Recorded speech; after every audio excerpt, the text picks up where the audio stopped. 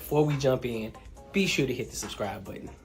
Listen, this channel is for people who want to have real conversations, no fluff, authentic, where we talk about money, mindset, and relationships and everything else under the sun, as long as it gets back to the money and how we can level up in life. Now, let's be real. Subscribing to this channel helps my content reach more people, which gets me closer to monetization so I can continue to keep giving you high quality content. Now, if you rock with that, be sure to hit the subscribe button as well as the bell notification. Let's get back to the video.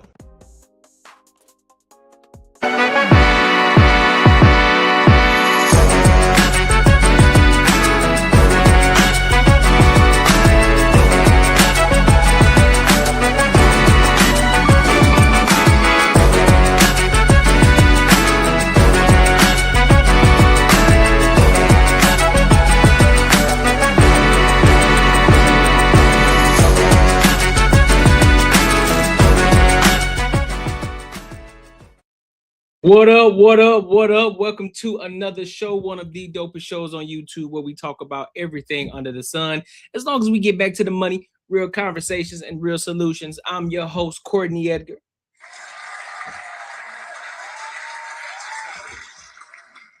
What's good with it, family? What's good with it? My new subscribers, what's good with it? ENG family, what's good with y'all? How y'all feeling? How y'all doing?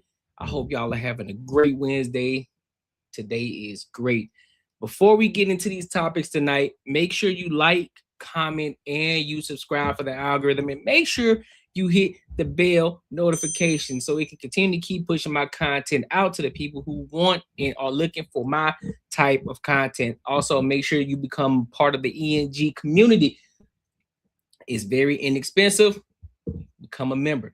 Do that. That's all I got to say there. Also, if you got any topics that you want me to talk about, or you feel as if you want me to react to, be sure to tap into the Discord. Link is in the description of the latest video. All right, cool. So today, man, we got some topics to cover. We talking about what's just going on in the NFL in regards to Mike Vrabel and a news reporter whose name is Dianna Russini.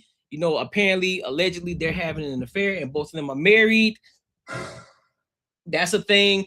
We're going to dive into some true crime stuff. We're going to dive into some crime a little bit. We're going to have some conversation about it. And then we're going to get into the ratchet behavior of things. We're going to talk about Cam Newton, Sarah Fidnot, and Cam Newton's girl in regards to, him having to check the list off on how many bodies she done had. And then we're going to dive into on the end of the show, on the end of it, we're going to dive into some real toxic stuff on the Fatty show. All right. So, but shout out to Fatty. All right. So I want to go ahead and get into the main topic of tonight. I want to dive straight in. I want to dive in head first. I'm about to dive in. Whoa. So let's go ahead and dive in. There's many videos that are kind of surfaced right now in regards to what's going on. So apparently, Mike Vrabel, Dianna Russini, they're having an affair, right? But here's the thing. Apparently, their rebuttal is they were with friends because they were caught in Arizona, just down the street from where I am, out there in Sedona, Arizona. They were caught. Some people caught them holding hands, hugging each other and shit like that. And they were saying that they were there with some other friends with 6 other people. But according to the video, didn't look like that. Well, according to the picture, it didn't look like that. So we're going to dive into it, and I get my thoughts and opinions on there. All right, so let's go ahead and rock out.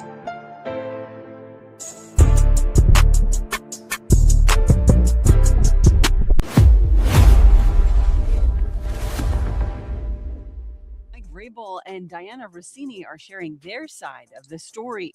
Hours after photos surfaced of the New England Patriots head coach and the Athletics NFL reporter visiting an Arizona hotel together, the pair spoke out against claims that their encounter was romantic. In the photos obtained by Page 6, Mike and Dianna shared a hug and appeared to dance with their fingers interlocked while on a roof at the hotel. Other pictures show the pair lounging in their swimsuits by the pool and sitting in the hot tub together. Mike, who celebrated his 26th anniversary with his wife Jen Vrabel last year, said in an April 7th statement to Page 6, quote, "These photos show a completely innocent interaction, and any suggestion otherwise is laughable. This doesn't deserve any further response." For her part, Dianna, who is mom to 2 kids with Shake Shack executive Kevin Goldschmidt, noted that the pictures did not include everyone that she and the NFL coach were on vacation with. She told the outlet, quote, "The photos don't represent the group of 6 people who were hanging out during the day.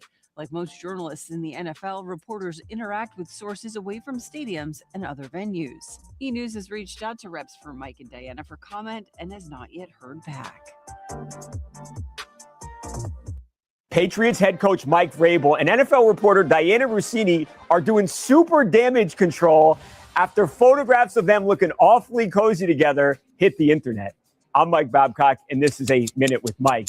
Page 6 posted a set of photographs from Saturday, March 28th, taken at this really exclusive resort in Sedona, Arizona. And, well, they show the coach and the reporter looking very much into each other. Page 6 spoke with people, and we have spoken with witnesses as well who say they saw them having breakfast together in the morning before they hit the pool and then hit the hot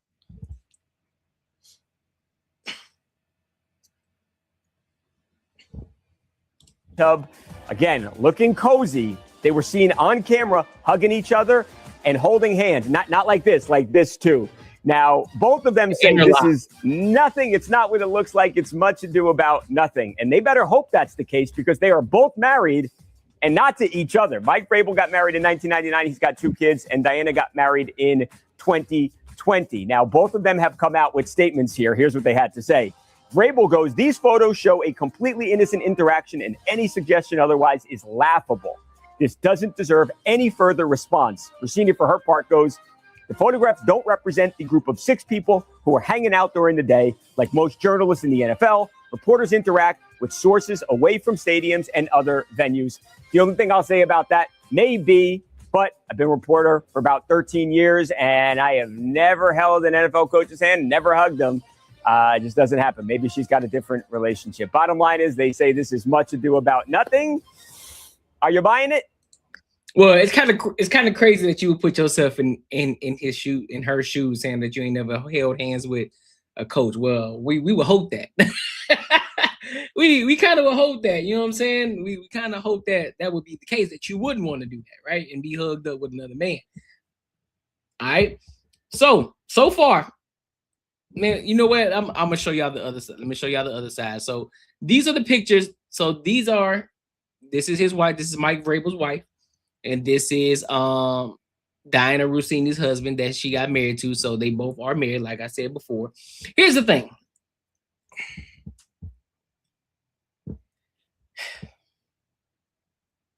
Will they be fired from their jobs? I highly doubt it. I doubt that this will affect his NFL coaching career, and I highly doubt that this would affect her news reporting career. I just think they may take some time away from the camera, things like that, so everything can die down. I'm pretty sure ain't nobody gonna be talking about this in the next couple of days. So I think from that standpoint, I think they're gonna be straight because nothing crazy happened. You know, there was nobody stalking or doing heinous crimes or anything like that in regards to this situation. So I think this is something that's just going to die off really fast. If I'm going to be 110% honest with y'all, this is what I think. That's my personal opinion on. So I don't think they're going to lose any money off of this. I don't think that their career is over with. I think they're going to continue to keep doing what they're doing. He's going to continue to keep coaching for the Patriots. She's going to continue to keep doing new sports news reporting. So apparently, this is Sedona, where they were at. Now, here's my question. What are 6 people at? I'm pretty sure that at any given moment, the person who was taking those photos would have at least caught them with those 6 people at least once. Because there looks like there's nobody within feet of them. Now, could it be something that's harmless, something that's not even nothing? Possibly. But again, the optics of it just don't look good. And it's just pictures. You know, we don't have any video footage of them actually doing anything wrong. We don't have any video footage of them kissing or anything like that. All you see them, they hugged up right here a little bit. That still can be looked at as a friendly hug because they know each other. Who knows? We don't know. We don't know. But again, the optics of it, you gotta give the side out to And out of all places, y'all in Sedona together. Out of all places, you know what I'm saying? How long have y'all been close? How close are you with the wife? So now you got to start diving deeper and asking deeper questions, trying to figure things out to really get to the bottom of this. Because, it just don't look right. And then again, you see them. Now here's the thing. In this picture,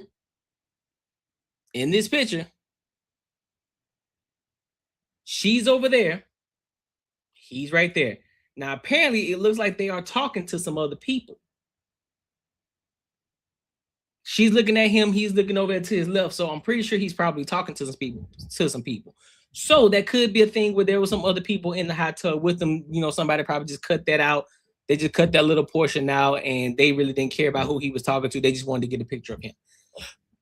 I'm gonna sit back and I'm gonna say no harm, no foul on this situation. On this part, I'm gonna say no harm, no foul. You got it. Do your thing, big dog. But here's something else I want to show y'all real quick, because this interview that Dianna Russini was on, it then makes me question: were they actually doing something, or is she out here stepping out, or does she actually have something going on with Mike Vrabel, just based off of this conversation that Dianna Russini just had? So let me pull it up, and then we'll tackle it. Let's get to it. Dianna's husband here. Dianna, we want to give you one more chance to address this. It happened earlier in our program today. For those of you who weren't watching, Dianna Russini said this. And I think we all do weird things when we're in love, and we overshare and overpost. And look, he's married. He's getting married to a beautiful actress. I'm married to someone average. I don't post a lot about him. If I was married to someone beautiful, I'd overpost too. What'd she just say?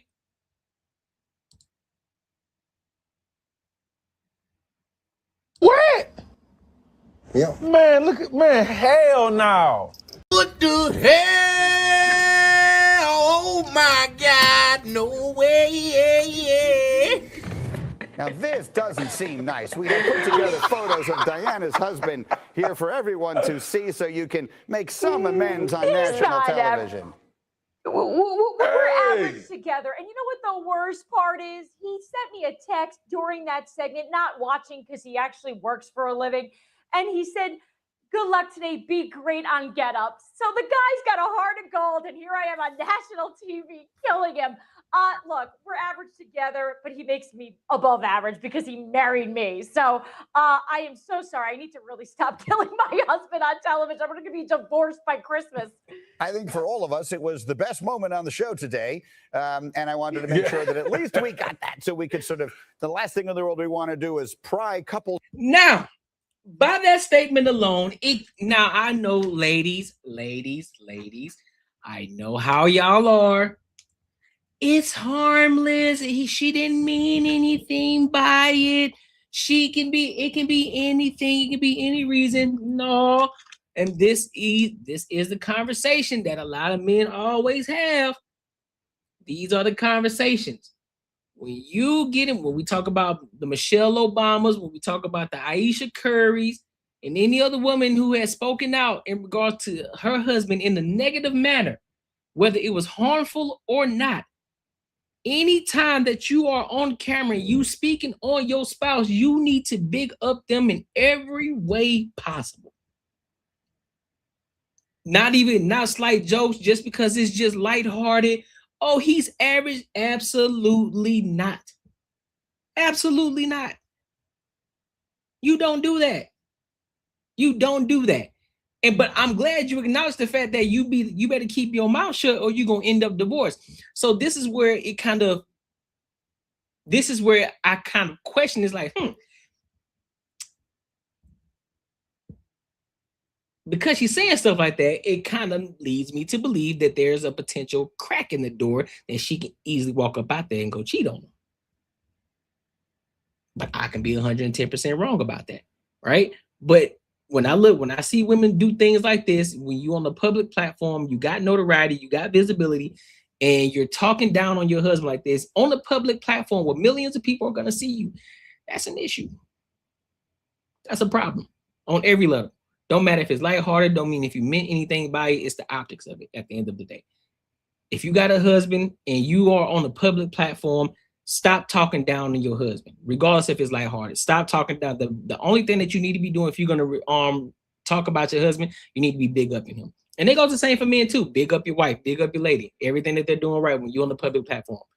Stop trying to bring people into your life all the fucking time. They don't need to know everything about you, bro. Real talk. But hey, but like I said, no love, no money lost here. I don't think he's going to lose his job. She's not going to lose her job. Everything's going to continue to keep going. The clock is going to continue to keep turning. Nobody's losing anything here. So, like I said, this should die out soon. But hey, make sure you like, comment, and subscribe for the algorithm, and make sure you hit the bell notification. Listen, if you enjoyed this video, be sure to check out either of these two videos right here. And make sure you share this post with your friends and your family. So, give me a second. Let me do something real quick, man. I forgot to let my people know. Something real quick. Give me a second, y'all.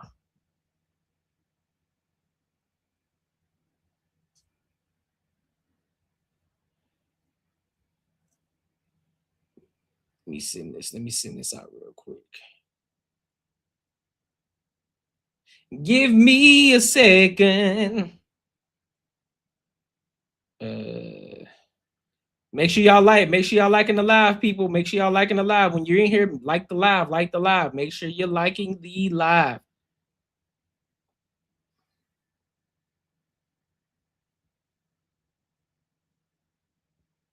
Give me a second.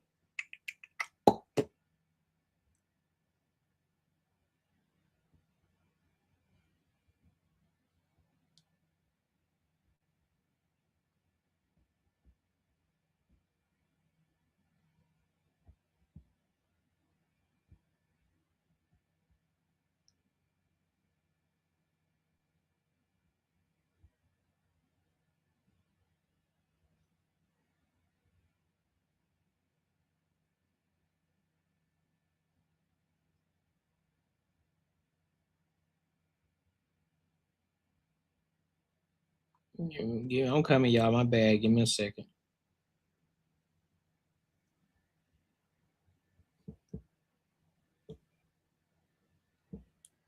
Trying to. No.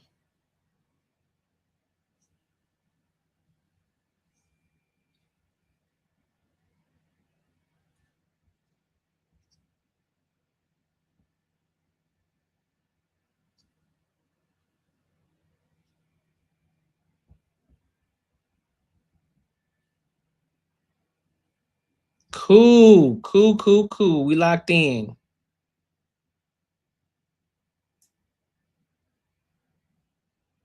All right, cool. We locked in. All right, so let's go to this. I want to go to this next topic. I'm not going to spend a lot of time on this, but I do think that it is critical in looking at the hypocrisy, and it kind of makes me question some things in regards to some of these white people. And no, this is not a black thing, but it just goes, I just want to show the hypocrisy in regards to a lot of things that a lot of people do. They think that a lot of times it's okay to do certain things. So y'all remember a couple of days, well, I guess it's been what, like a week or two or so since this popped off. But y'all remember Drewski? Y'all remember the Drewski skit when he did about, allegedly it was about Erica Kurt. We don't know that for sure. But hey, a lot of things align with, some of the things that she did do. So I'm not going to sit here and be naive and say that it ain't. But hey, I can't, we don't know that for 100%. Could be, we don't know. So apparently Jake Paul wanted to come back and he has some things to say about it. And then I'll give my thoughts and opinions on it. All right. So let's go ahead and rock out my phone.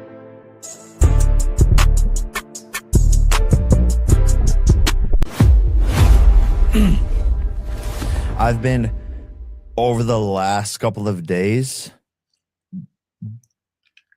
calling makeup artists, and I was gonna do a response to this and like go and do like the full on Darker? yeah, Mm-hmm.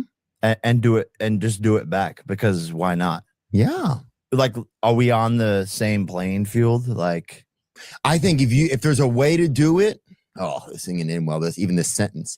But if there's a way to do it, I've been here many times. If there's a way to do it, I think there needs to be some black support for the character. I think, like I'm saying, like say if Drewski or I'm trying to think of somebody else, Charles Barkley. If you got one of those guys to be like, hey, Theo, I want you to do this skit with me. Let's do this. But still, that's pussying out. You think it is? Yeah. To me, there's a level of like, doesn't that make us more like prejudice? like more prejudice? That makes us, if we have to partner with someone. Drewski just dropped this. And he's done it a couple of times. Exactly. I fucking love it. This is great. This is how humans should be. I agree. We should fucking make fun of each other. And I don't see in color, I see in truth and comedy. So like, what are we talking about? So you're saying what era are we living in? Dude, Justin Trudeau did, and he's freaking dating Katy Perry. You see that, Justin Trudeau, the mayor of freaking Canada? I was just with them. No, you were not. Yeah, at the JP Morgan summit. He was B-facing. Look at him right there in the middle. Look at the one in the hat in the middle. He got lower. caught for this before? Yeah, look how dark he went. I mean, he went. But to be fair, that picture's in black and white, so we can't tell how dark he went. But that's fair. That's kind of fair. What about Jimmy Kimmel when he was blacking around over there? Bring that up, huh? Hey, look at him just blacking. I mean, look at that. Even the cross eyes. That's Jimmy Kimmel? Yeah. That's not Shaq. That ain't fucking Shaq, dude. Okay. A couple of things here.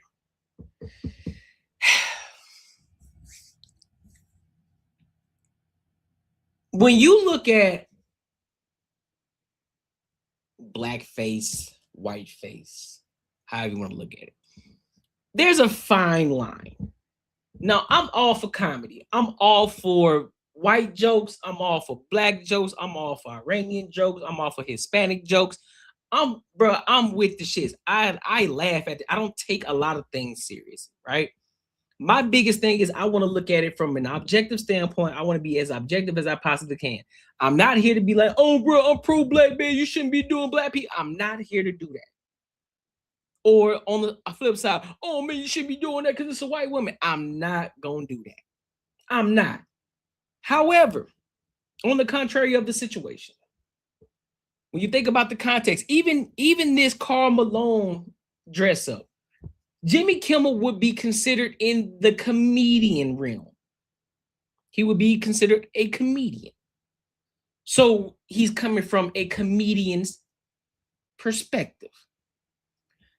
Every skit that Drewski has done has been from a comedian's perspective. Everything. This isn't just a white thing. This isn't just he didn't just start doing this. Drewski has been doing this for a long fucking time. A long time. We don't see Drewski as anything else but a comedian. That's it. So when he does it, we know it's comedy. Now, we understand that Jake Paul likes to walk that line. He does. He's an edgy guy. He really don't give a fuck. He got a lot of money. What really can you do to him? Ain't much you can really do to him. He paid like that, right? There's not really much you can do to Jake Paul. However, nobody looks at Jake Paul as a comedian. They look at him as this Disney guy who became a prankster, who then became a boxer. And that's all. He just an influencer. We don't see him as a comedian. We're not checking for, what's up, the jeans, my guy? We're not, what's up, Snow?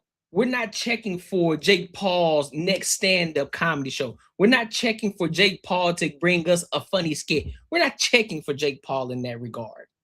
We're not. So for you to come out and say, well, I'm going to come back and I'm going to do a blackface. It's cool. Listen, I won't have a problem with it if you were a comedian. I'd be like, shit, hey, listen, all fair. It's all fair. If you're a comedian, y'all going back and forth, do your thing. I'm not tripping on it. However, Jake Paul, you ain't no comedian, big dog. You're not a comedian. So what you're doing it. So what you're doing now, you're doing it for the relevancy, to spark a little rage from other people. You ain't gonna spark no rage from me because I'm not tripping on it. But it's just a simple fact of we already know where people are gonna look at you as. They're gonna, of course, they're gonna call them racist. I'm not here to talk about that. I'm just here to talk about you're not a comedian and we don't think that you should do that. But you did it anyway. You did it anyway, which is wild. But I gotta say, it's funny as shit though.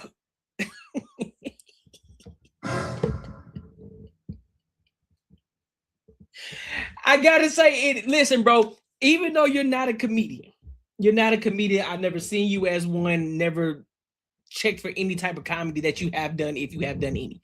Never have. However, this shit is funny though. I'm not gonna hold you, bro.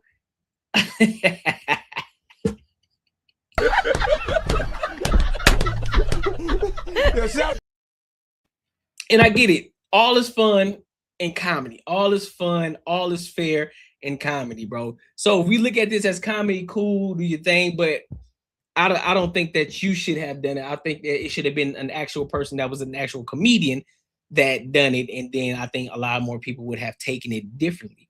But no, for all you Caucasian individuals, I gotta call a spade. For all you Caucasian individuals, and I gotta also call the black people out too. For all the black people who thought the Drewski shit was funny as hell, but then you got a white person who comes out and do the same thing. You can't be upset. You cannot be upset. You can take a step back, get out of your emotion, and look at it and say, you know what? He's not a comedian, but all is fair in comedy. All is fair. It is what it is. The shit is kind of funny. And we just move on. Don't make it bigger than what it needs to be. Simple. Don't make it bigger than what it has to be, dog.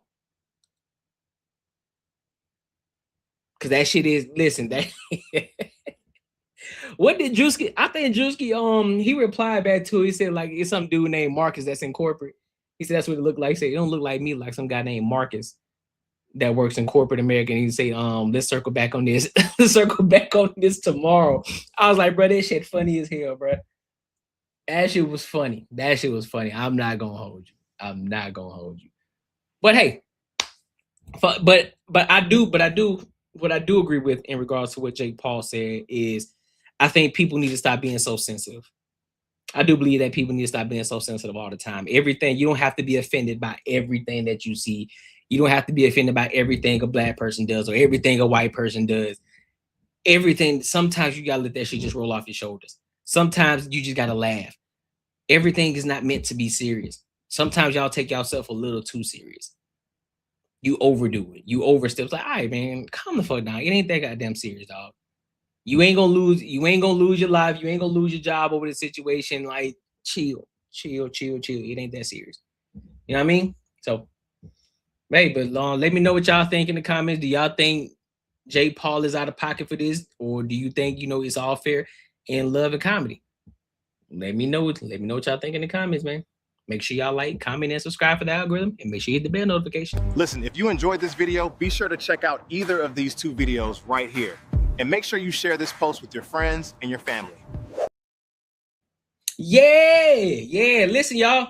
Make sure y'all are tapping into the super chat goal. Make sure y'all tapping into the Cash App goal. We're trying to reach goal tonight. And if you haven't joined the ENG membership, become an ENG member today. So that way you can get the exclusive. You can get the videos posted before everybody else see it.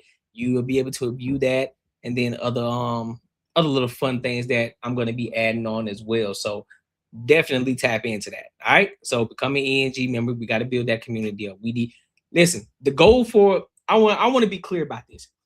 The goal for this year, 2026, of ENG members, we got to reach 100 members this year. 100. That's not a hard thing to do. It's not a hard thing to do. 100 ENG members by the end of 2026. That means by December 31st, 2026, 11:59. We got to be at 100 members in the ENG community. That means 100 members on this YouTube channel. We need to be there. I'm going to continue to keep showing up. I'm going to continue to keep doing what I'm supposed to be doing. But either way, we're going to continue to keep working. But that's the goal. 100 members, 100 ENG earned, not given members. Y'all see it? Earned, not given. That's what ENG stands for those of y'all who don't know. All right. So I want to go ahead and go to this next topic real quick. I want to talk about Nikki Glasser. She's another white woman. Matter of fact, what does Nikki Glasser do? Let me give a little background on this.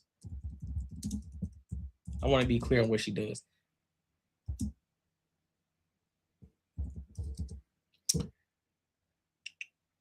Okay, so Nikki Glasser is a stand-up comedian. She's a stand-up comedian and actress.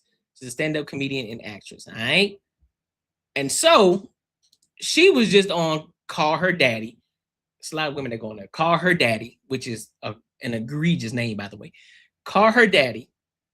And she basically said that she has a fetish for her boyfriend. By letting her boyfriend cheat with other women, that turns her on.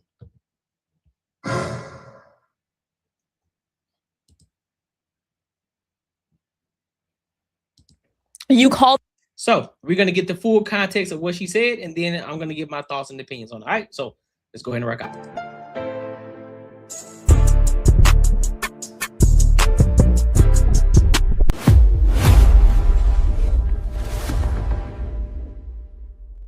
You call this the hot husband fetish. Yes.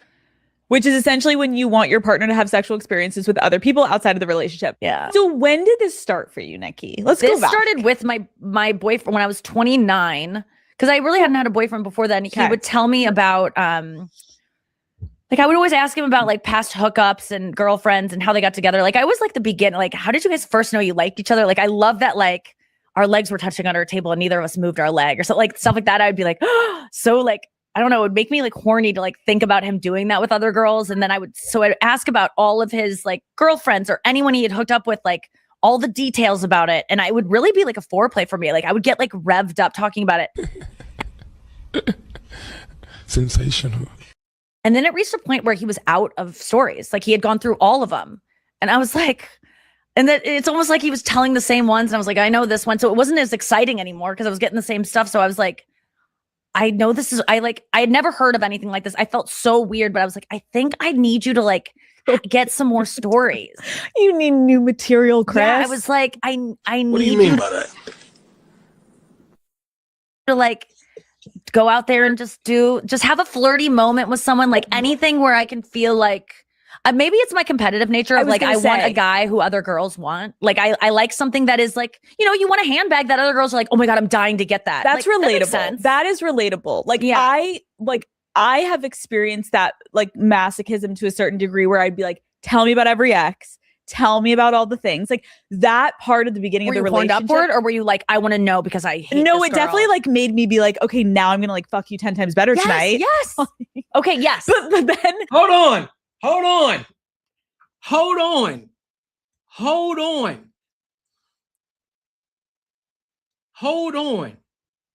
Ooh, wee.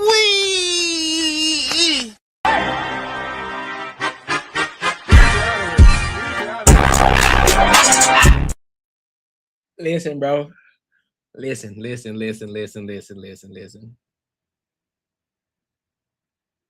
This, you see what I'm saying, the genius? This is what I'm saying. This is what we want to hear. These are the things that we want to hear. Because we already know this. We already knew this. Men have been talking about this for the longest. Men have been saying this, like, man, y'all chicks want dudes that other chicks want. But no, you know, everybody else, you know, they got a front for the camera. No, we ain't like that. We don't want men like that. You lying. You lying. Y'all out here, y'all be fucking niggas who already got multiple baby mamas already, and you become the next baby mama. You already know what it is. You already know what type of time he on, and you still want him. Bro, we was watching bro, I kid you not. I kid you not. Were you here? No. You I don't think you were here, the genius. Last week for Who You Talking To Fridays with the panel on Banner and Barter, right? We did a Pop the Balloon show. We did a Pop the Balloon show. And it was one that I had reacted to initially. And so it was the last guy. He came out, he was being honest. He's like, listen, man, I got a kid, you know what I'm saying, by a sneaky link that I had. You know, Buddy was just brutally honest about everything. He was brutally honest, like, listen, man, I want Shorty down there on the end. Like, he was literally telling everybody, listen, I want Shorty down there on the end. Trying to convince her and everything. There was this one chick, she didn't pop her balloon at all. And he's saying everything. He was saying, listen, I want Shorty down there. I want Shorty down there. He kept saying it. And you can tell he wanted Shorty, but she never popped her balloon. And when they got up there, before you know, they asked the question of, you know, saying, is it a match?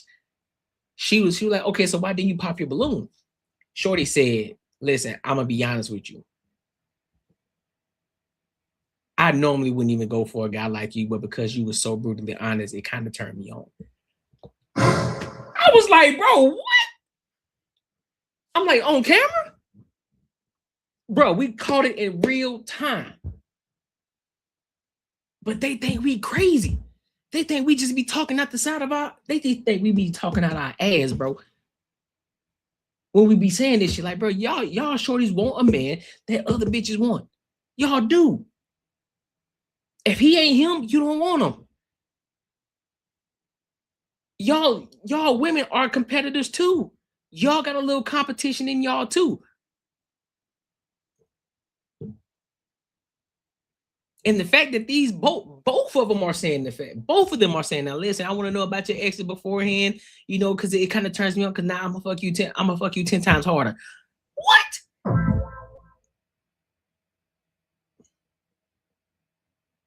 Facts, the genius. Facts. It makes them feel better because they feel empowered that they said it. We didn't have to tell them. We didn't have to let them know, like, bitch, I already knew that. Like, I already knew this. What these ladies don't understand, like, we got to know them before they know us. We got to understand them beforehand. We have to learn. We have to be the ones to learn how to navigate around them.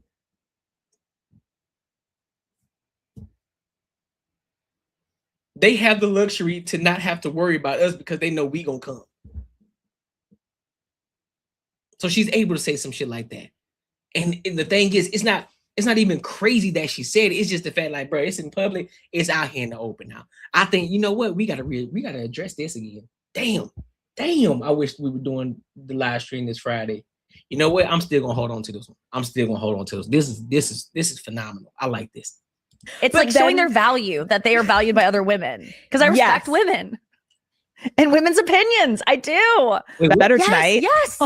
Okay. Yes. But then it's like showing their value, that they are valued by other women. Because I respect women and women's opinions. I do. This all comes back to hating men. But why does it come back to hating men though?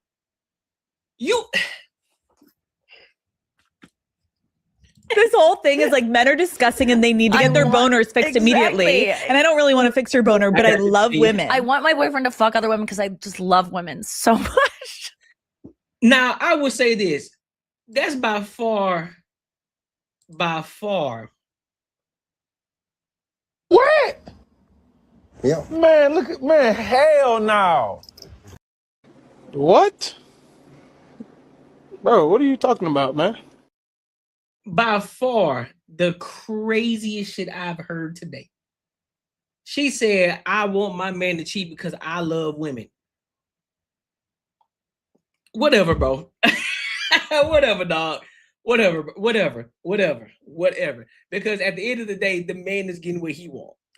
He getting multiple women. If him fucking multiple women is gonna turn him on, nigga, he living his best life.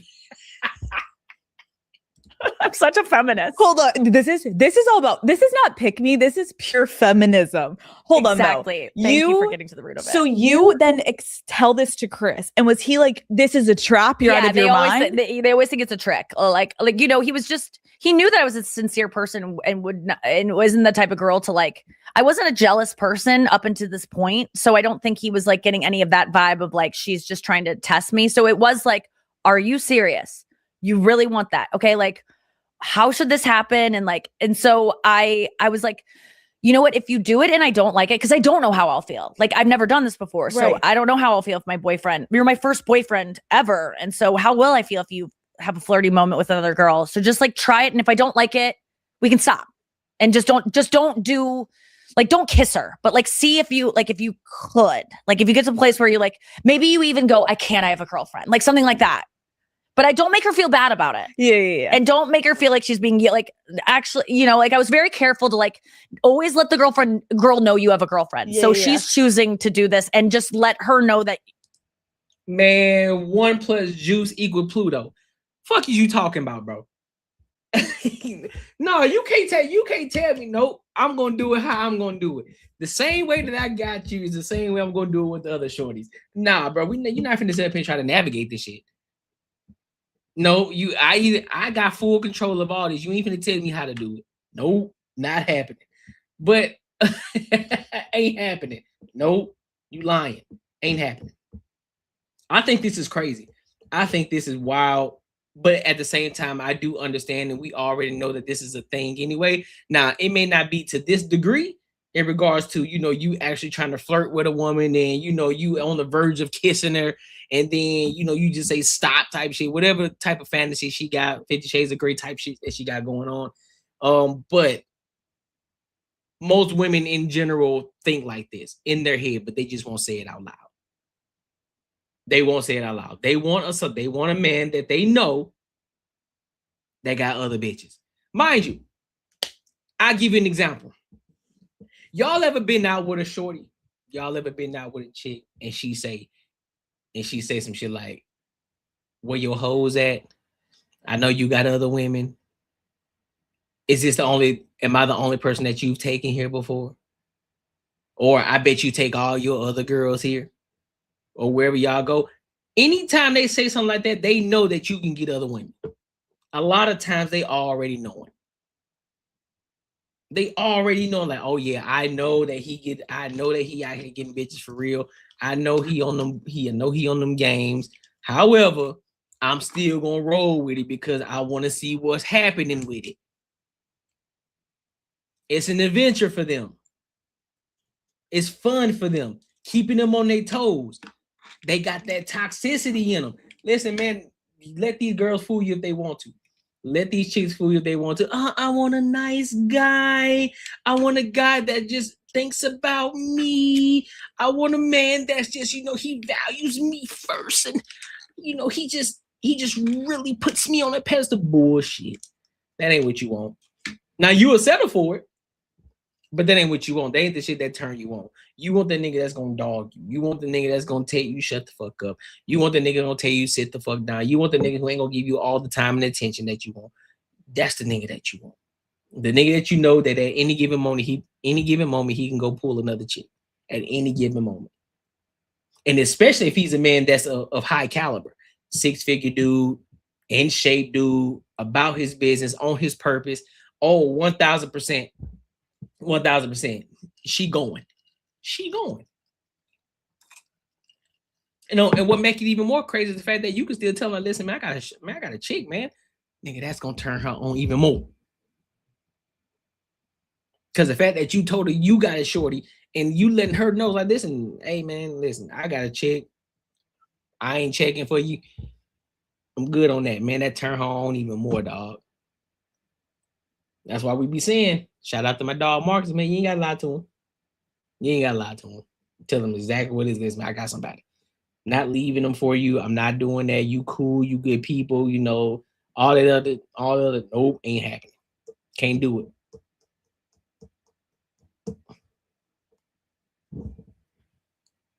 So that shit crazy, bro. But hey, make sure you like, comment, and subscribe for the algorithm, and make sure you hit the bell notification. Make sure y'all support the channel as well, dog. Make sure you support the channel. Listen, if you enjoyed this video, be sure to check out either of these two videos right here. And make sure you share this post with your friends and your family. Yeah. So let's switch gears a little bit. We're gonna switch gears a little bit on this one. We're gonna get into some crime. So there was this football player, college football player, college star football player who was charged with his girlfriend's death. Now, we don't know the ins and outs of what happened. We don't know the full details. That's why we're going to watch this video. And then this one is a little bit longer, so we're going to take our time with this one to kind of dissect it. And I'll give my thoughts and my opinions while we go through the video. All right, so let's go ahead and rock out.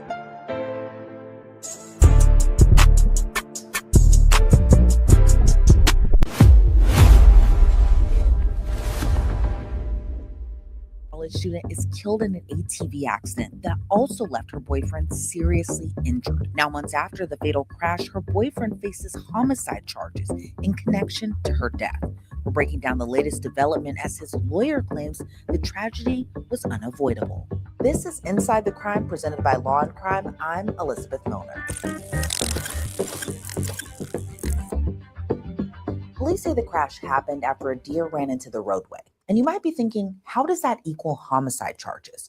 Well, police say they discovered that the woman's boyfriend was allegedly under the influence of alcohol at the time of the crash. Alyssa Boyd and Julian Fleming were a super cute couple who seemed very loving toward one another. Last November, she posted this to her Instagram with the simple caption, "Proud of you, 3." It's a sweet tribute to her beau, as the number 3 was the same number Julian wore on his Penn State jersey.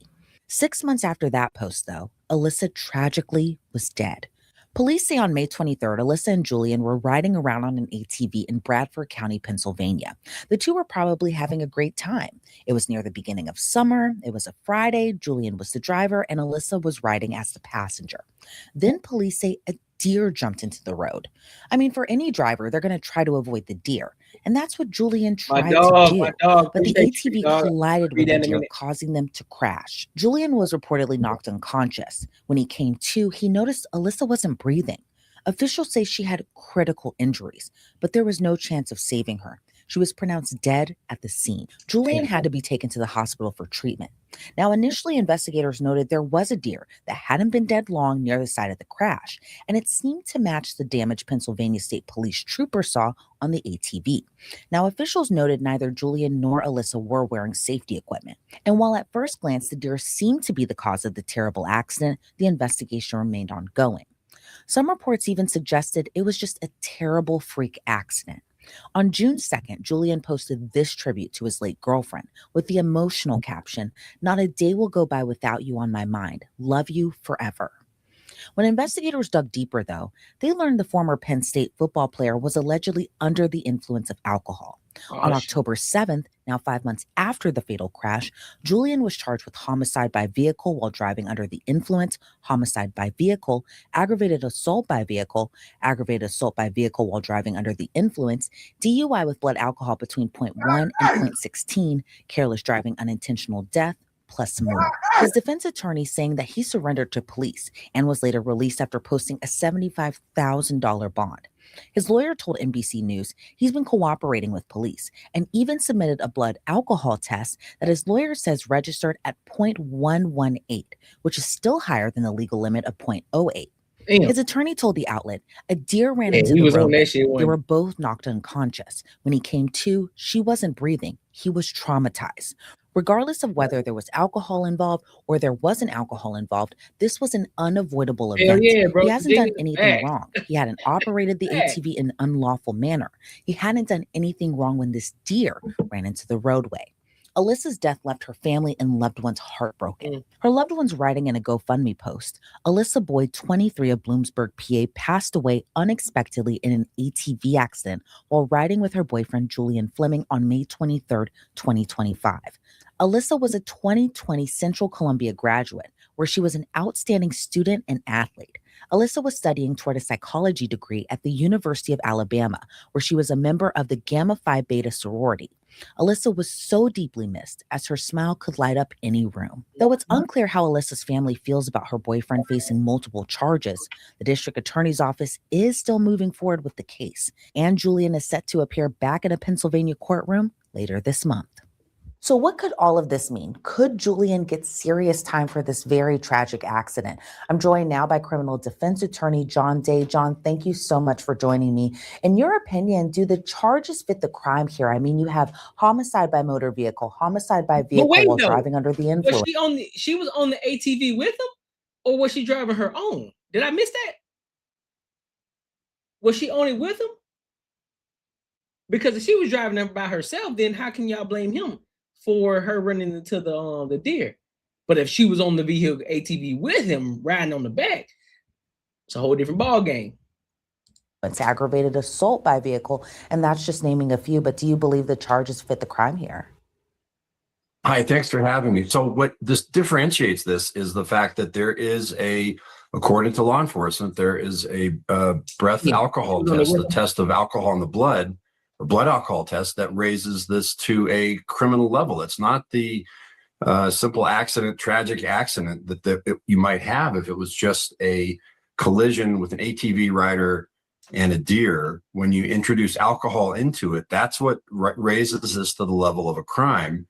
And then, of course, you have the tragic death involved. So, yes, it seems like it's an appropriate charge on the prosecution side for the death of someone, and there's an ATV accident, and there's alcohol involved by the person who is in control of that vehicle. So, unfortunately, we see this way too often. But an ATV looks like a fun toy, but it can be deadly, especially when you introduce alcohol at the level that this apparently was in the driver's body.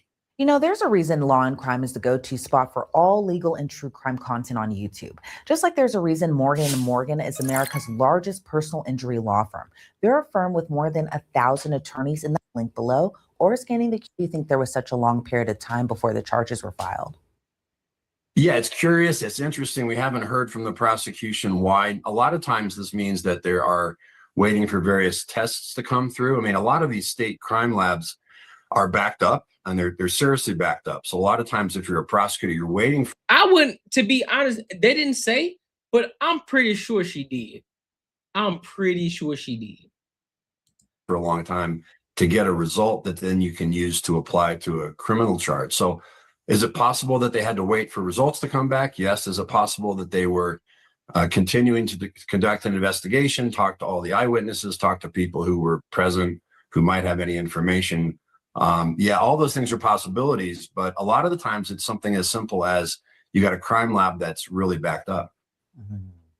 And, I want to go back to a point you had just made in the first answer, talking about how an ATV, while it does look like a fun toy, it can be a very kind of dangerous vehicle if something were to happen to it. And I think some people also don't realize that you can even get a DUI while driving an ATV, but really it goes for any type of motor vehicle. As long as it has a motor, if you're driving under the influence, that also can lead to a crime. What are your thoughts on just people not recognizing that allegedly driving an ATV while under the influence can also be a crime? Yeah. Right. Any type of vehicle. I mean, it can be an ATV, it can be a golf cart, it can be a boat. A lot of people don't understand that it's not just a car, it's not just a pickup truck.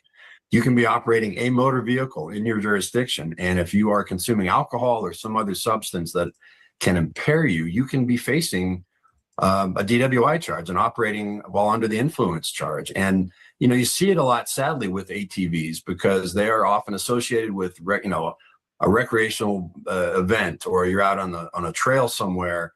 It's not like getting into a car, closing the doors, turning on the ignition.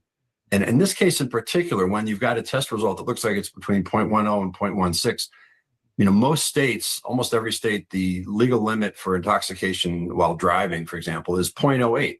If you're at 0.16, you are twice the legal limit. So what we've seen here apparently is that the results came back somewhere between 0.10 and 0.16, which 0.10 would be slightly over the legal limit. 0.16 would be we don't see any twice. And so this indicates to the prosecutor that this person is impaired, and that impairment led them to do something that led to the death of someone. That's where you get the homicide by vehicle charge. And so it's it's a tragic example of what happens when you mix a fun device like an ATV and alcohol, and suddenly you've got a poor woman who's dead, and you've got a guy who's facing a long time in prison because of some choices he made, according to the prosecution. Yeah, and we've seen cases and tragic cases like this happen before where, it might not be a young woman, it might be a child who's also in that ATV, and then an accident happens and then charges are filed. So it's not out of the realm of possibility that we haven't seen this before. But I'm curious to know, John, your thoughts on whether or not the victim's family had a say in the charges being filed, because according to the GoFundMe, the organizer wrote that this was an accident, and it seems that they don't believe this was intentional. But does intent really even matter at this point? Yeah, right. Well, again, the victim's family's wishes, of course, are going to be taken into consideration by a prosecutor. But at the end of the day, and in the final analysis, it's always the prosecutor who makes the final call. While they're supposed to take into account what victims' families want, the prosecutors say, well, our goal is to protect the community. We have a larger target. We have a larger mission than just what. Hey, I was thinking the same thing. I was thinking the same thing. Listen, bro, they gonna throw the whole book at him, dog. They gonna charge him to the fullest extent of the law, bro. He is gone. And bro, listen, I'm telling you right now, if he's able to come up out of this, boy, God was on his side. You hear me? Oh, God was on his side. Does the family want to do? A lot of times, if the family is friendly with the defendant, or there's some connection there, they might want something less. They might want some leniency. But again, you also have to believe that in a case like this, there is an underlying civil action probably taking place if the person who was driving this vehicle had any kind of insurance or any kind of assets. Is that going on underneath the surface? That's pretty common. Yeah. And again, in this particular case, the idea that neither one of these people were wearing any kind of protective gear. If you're the prosecutor, you are going back to that fact to establish a certain level of recklessness. But you know what's crazy? You know what's crazy to me though?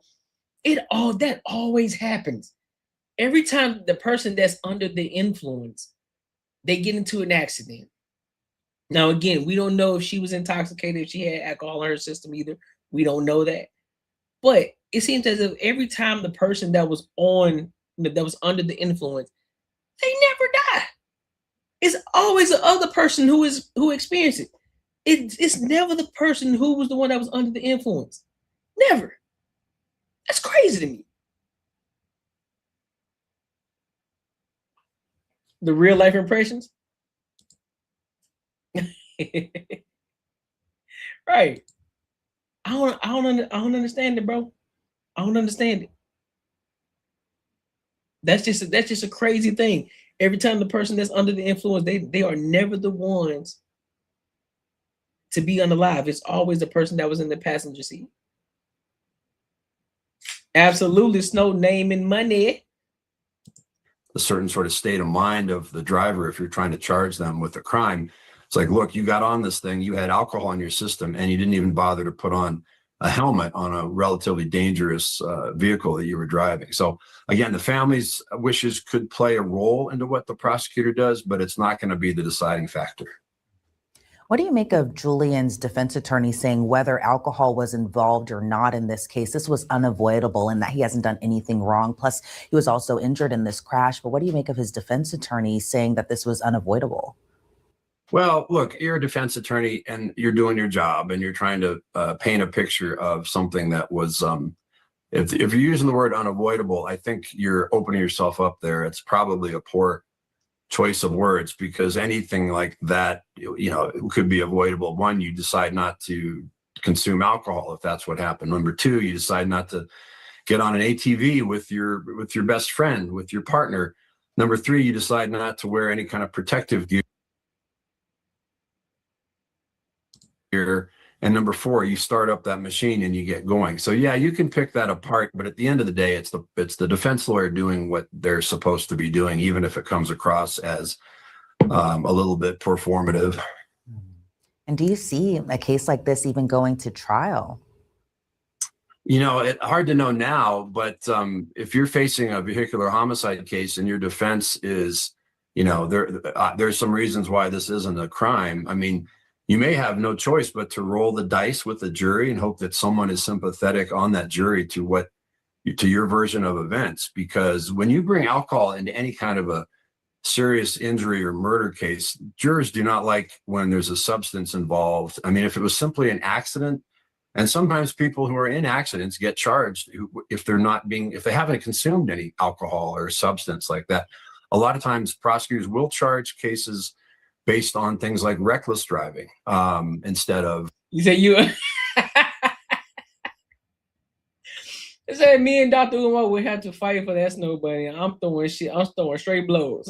Boy, I'm telling you, boy, straight haymakers. You hear me? I'm reaching back. I'm reaching all the way back to Africa with them. Yee. I'm coming full force. An impairment situation. But in this case, the prosecution seems pretty confident that they've got the underlying alcohol impairment as the reason that this took place. And that's what they're going to argue. Whether it goes to trial or not, whether there's some kind of a plea agreement, there's a long road ahead, and that remains to be seen.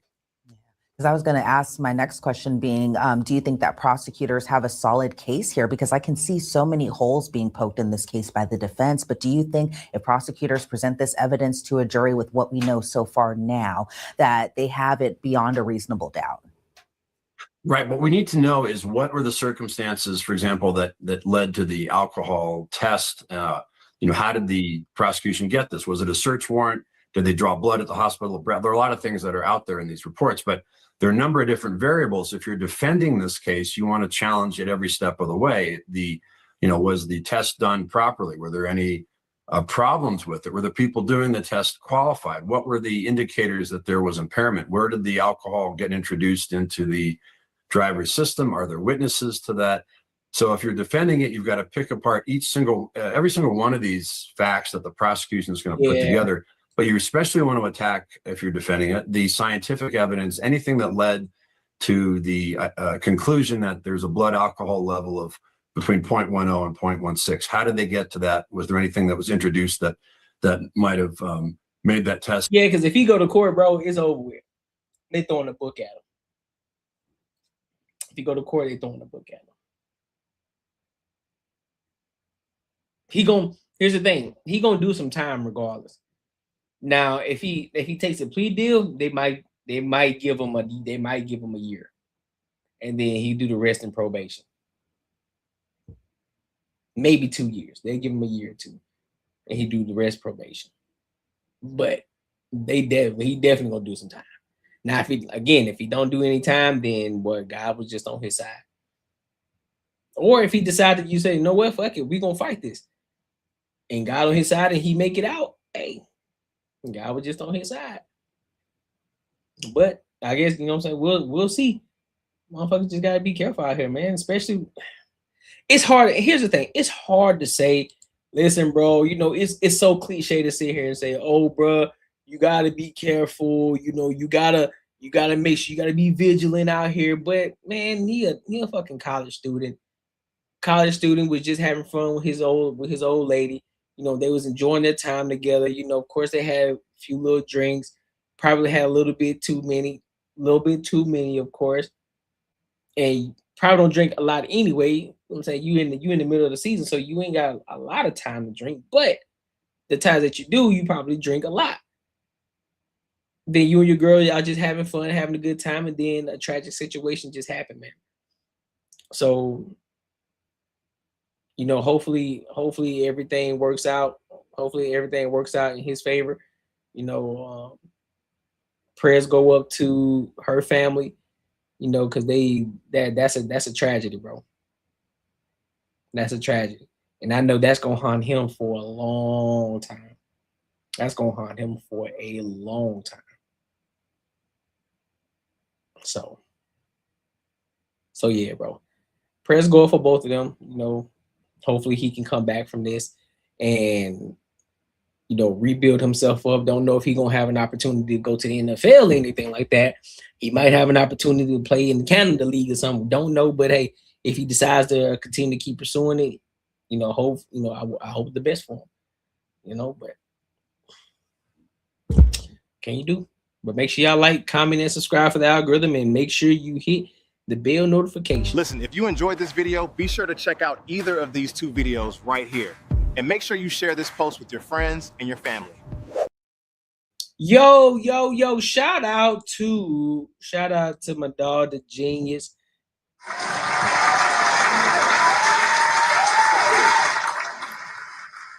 For becoming an ENG member. I appreciate you, big dog.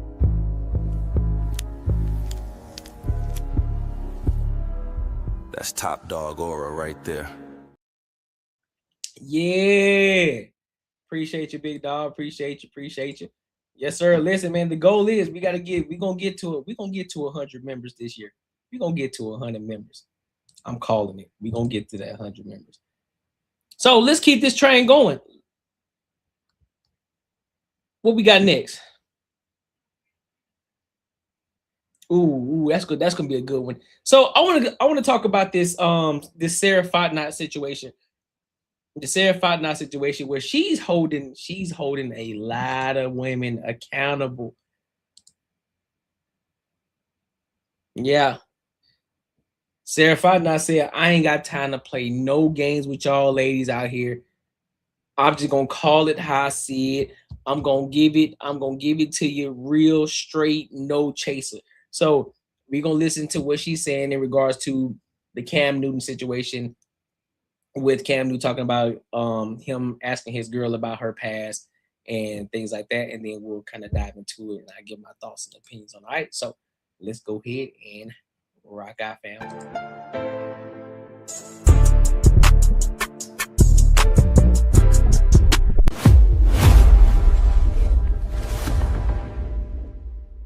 Next, we've got the male perspective, guys. We've added somebody to the team. We've got itsshow.tv. What's up?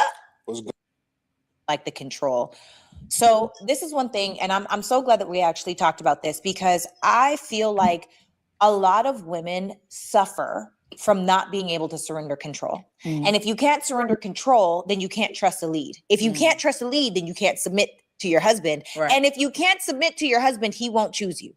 A masculine man, because no masculine man is going to choose a woman that's a challenge all of the time. No masculine man wants to have his leadership challenged for no reason other than you think you can do it better than him. So if you can be a man better than he can be a man, then why not just be with yourself? I think that if a woman is unable to release the hardness that she has, and she's got work to do, she has to work on releasing and surrendering control. Now, that being said, I understand why a lot of women don't.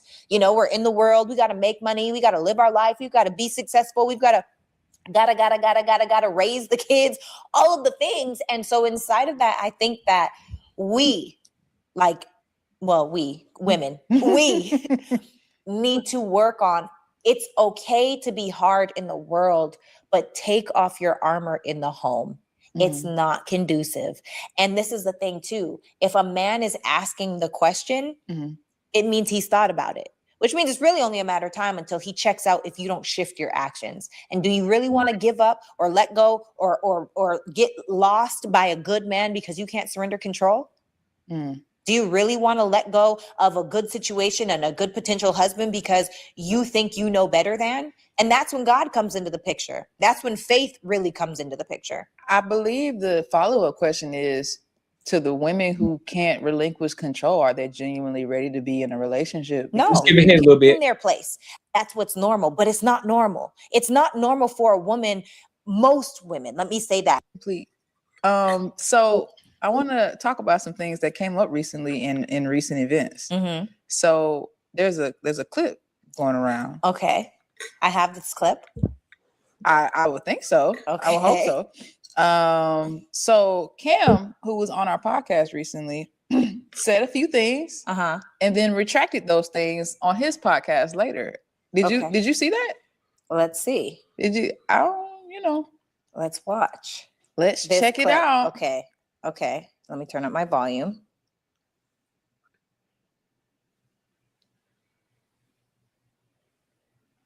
Bro, the woman hates you, Cam. The mature me says, I can see why. And it's not for me to always have a response to a question or a statement. Sometimes you have to be able to take yourself out of your ego and to say, dang, I hate that I made you feel that way. I don't have a comeback for that. And like, I can't look at life through a woman's eyes, but I wouldn't be here if it wasn't women on this earth that was sacrificing for a better world for me. And through that, I've been able to say, hey, bro, your words matter. Like, you may think you're trying to go viral. You may think you're being funny, but it's not funny. It's something that, like, people are being impacted because you have so much power with your platform, with your voice, and people care what you say. Even though you may not take yourself serious, somebody else does take yourself serious. So thank you, for kind of saying that. You know, a lot of women don't feel appreciated, though, by you, Cam. One of the viral things you said that got a lot of women upset is the fact that you said women lose their value when they have children. Yes, ma'am. Wait, pause. That was on our show. Hang on, because I remember. So chat. Let me ask y'all a question. Everybody in the comments, let me ask y'all a question. Do women lose their value when they have children? Especially, we're not talking about if you're married. We're talking about if you're single. If you're a single mother out here in these streets, once you have children, does that lower your value? Hang on. This video, he said, I asked, do you feel like women's value gets lowered when they have multiple children by multiple men? Women's value get lowered the more children that they have. Break that down. Because when I was Okay. I'm tracking. So back to this video. Hold on. Have enough time to explain what you meant. So what does that mean when a woman loses her value if she has a baby? See, one thing about this, Kendra, I've learned and constantly learn that the weight of my voice has power, more power than I expected. And when I do have intimate conversations with women that are in my life, whether it is the mother of my children, whether it is, the person that I'm with, mother, my father, aunties, my daughters, I just have to do a better job with expressing certain things. And as I have labeled myself, the culture's cousin. Yes. Yeah, I would say I be tripping sometimes. I am so happy you said that. Yeah. So wait, so he said on our podcast that the more children a woman has, the less value she has. And then he retracted when Kendra called him out and said that he be tripping because it's like, yeah, so you saying that your mama, your auntie. Man, I'm not taking shit that Kendra say, bro. I'm not listening to no Kendra. I'm not listening to her, bro. All these women that have multiple children got lower values because they had children. And I think that's the dumbest thing to ever say about a woman. Okay, so I'm gonna say this, and I might get canceled on the internet. And I'm fully prepared to be canceled on the internet. But this is why this is a prime example of how women are constantly running from accountability. This is a prime example of how you deflect. If you deflect enough and play victim, you're now forcing someone else to say something that they don't actually mean. This happens in relationships all the time. This is the reason why a lot of women will never have men that they want. Hold up, pause. Because this is frustrating. Why? Wait, I don't even know what direction you're going right now. You know why I'm frustrated? Because this is the truth. Cam Newton, when you look at his success, he has the 4 6s, 3 6s, 2 6s, whatever. When you look at what people deem as successful, he is, regardless of what these women say about how much they don't like Cam Newton, he ain't this, he's raggedy that, blah, blah, blah. 90% of those women would be in Jazz's position if they could. If they had that option. And when a man like him tells the truth, what do women do? They play the victim. They act like, oh my God, that hurts my feelings. Yeah, the truth hurts, but you know what? It also sets you free. And if you would stop deflecting the truth and just own the fact that it is true. And maybe we shouldn't say overall value. You as a human are not less valuable when you have more children, but your sexual market value, the way that a high value, high earning masculine man would either want you or not, changes when you have multiple children, and absolutely changes if you've had multiple children by multiple different men. And I don't care what anyone says. So y'all, can I go right here, Kenny? Ladies, I'm here to tell you right now, Cam Newton can't say it because Cam Newton is a man. I am a woman, and I am trying to tell you, if you have multiple children by multiple men, for whatever reason that may be, you lower your sexual market value, your perceptive sexual market value, meaning the odds of a high value, high earning masculine man are now lower. And granted, maybe he just doesn't want to hurt feelings. Granted that it doesn't sound right saying, oh, you lose your value. You do. You do. You lose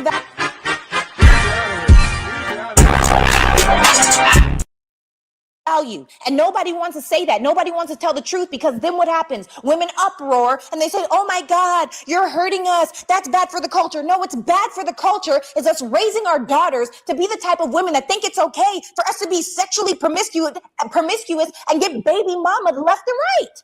Yeah, that's what's wrong with our culture. That's the problem. So no, Cam, I'm with you 10,000%. You can retract your statement if you want to. I'm not retracting the statement. You absolutely will lose value if you choose to be a more promiscuous woman and a sexually promiscuous woman and get baby mama left and right. I don't care what anyone says. I do not care what anyone says, because now I should say, there are exceptions to the rule. That boy is good.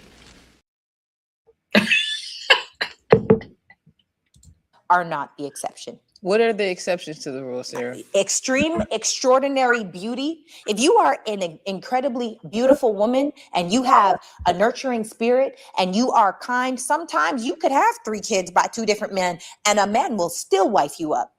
That's if true. You wake up out the bed and you are a 10, that's true. And your spirit is in the right place. And you could talk to the dudes like you the homie, and you could kick it with the girls like you're a girl's girl, and you are able to have capacity to take care of that man's needs and your children without it being a burden to him.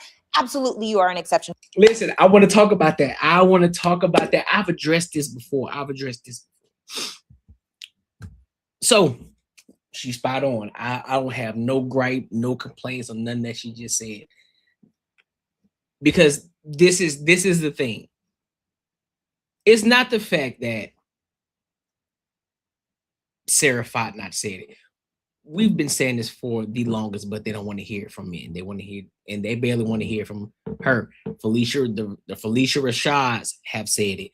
The Moniques have said it. Shorty, take the bonnets off your hair, right? Been trying to hold the black women accountable, right? But can't nobody hold black women accountable. So that's why we need that tough love. We're going to give you the tough love. And this is where Cam messed up. Nah, fam. Because your platform is so strong, stand on your shit. No, fuck the retraction. And this is, I'm going to jump around a little bit. And this is also why I want to make sure that the way that I'm building my platform, dog, I don't want to be held down at all. So when that opportunity comes where people talk about sponsorships and all that shit, bro, listen, it's going to be hard. It's going to be hard. If any company is going to want to work with me in the future, bro, I'm telling you now, they're going to pay, they're going to have to. I'm keeping 100% of my platform. I'm keeping 100% of creative, the creative. I'm keeping everything. I'm not selling my platform at all, because I want to be able to say the things that I want to say, and I'm not going to be held down by any business or anyone that tell me I can't say certain things. It ain't gonna happen. But let me jump back. Cam Newton shouldn't have retracted his statement. He should have stood on what he said. You said what you said the first time. Like they always say, the first initial response is what you actually meant. No, ain't no retracting on that shit. No, you said what you said and you meant it, because that's how you operate. You should have stood on that shit. And then Sarah Fott, now she still backed you up and said, nah, big dog, you can retract it, but I'm going to stand 10 toes on what I said. No, you are the one who are operating. You got multiple baby daddies in the sexual market value place. Guess what? Your value decreases. Your value declines. Sad to say, regardless of how you feel about it, you can write all your affirmations down on a piece of paper. You can do that shit 3 times, then 6 times, then 9 times throughout the day. You can do that shit. You can read it over and over and over. your value is still the same, because it ain't about what you see, it's about what the market sees. It's just like when you try to sell a house, just because you think your house is valued at $500,000, that don't mean the buyer's gonna value your house at $500,000. They may value that shit at $200,000, and so therefore the buyers dictate the market, not you. The buyers dictate the market. So if they think your house is worth $200,000, guess what? $200,000 it is. You ain't finna get $500,000. Simple as that. And so it works the same way in these relationships. Your sexual market value is based on what? If you got multiple kids by multiple baby daddies, guess what? Your value then decreases. Why does that? Why does it decrease? Because that lets us know that, for one, you have bad decisions. You make very bad decisions.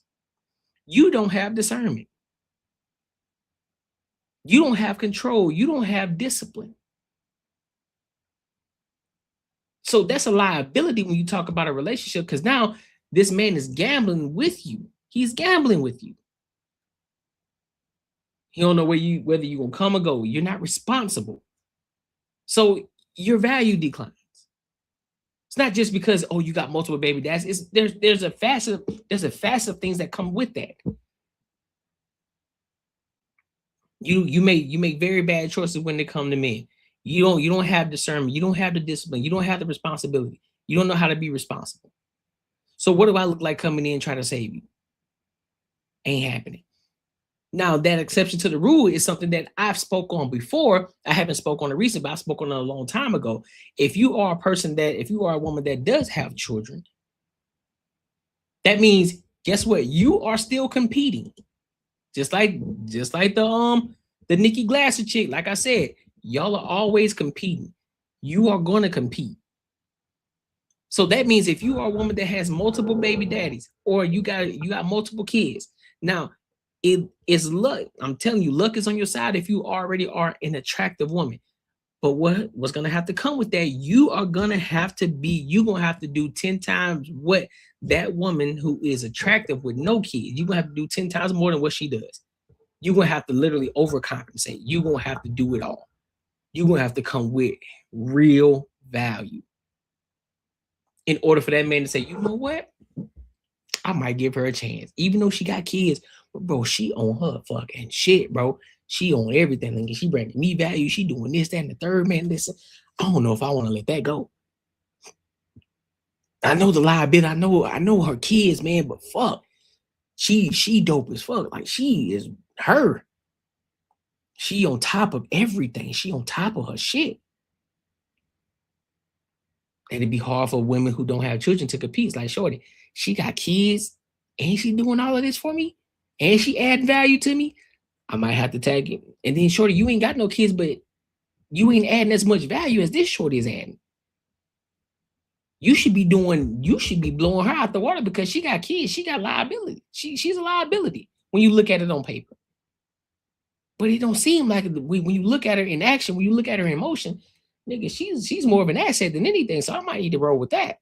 So yeah, there are exceptions to the rule. There are exceptions to the rule, but the exceptions don't make the rule. See what I'm saying? So a lot of y'all women, but there are women there are men out here that still make, yeah, we know that. But the exceptions don't make the rule, though. To the rule. Most of us are not the exception. And that's the lesson that needs to be taught to our daughters.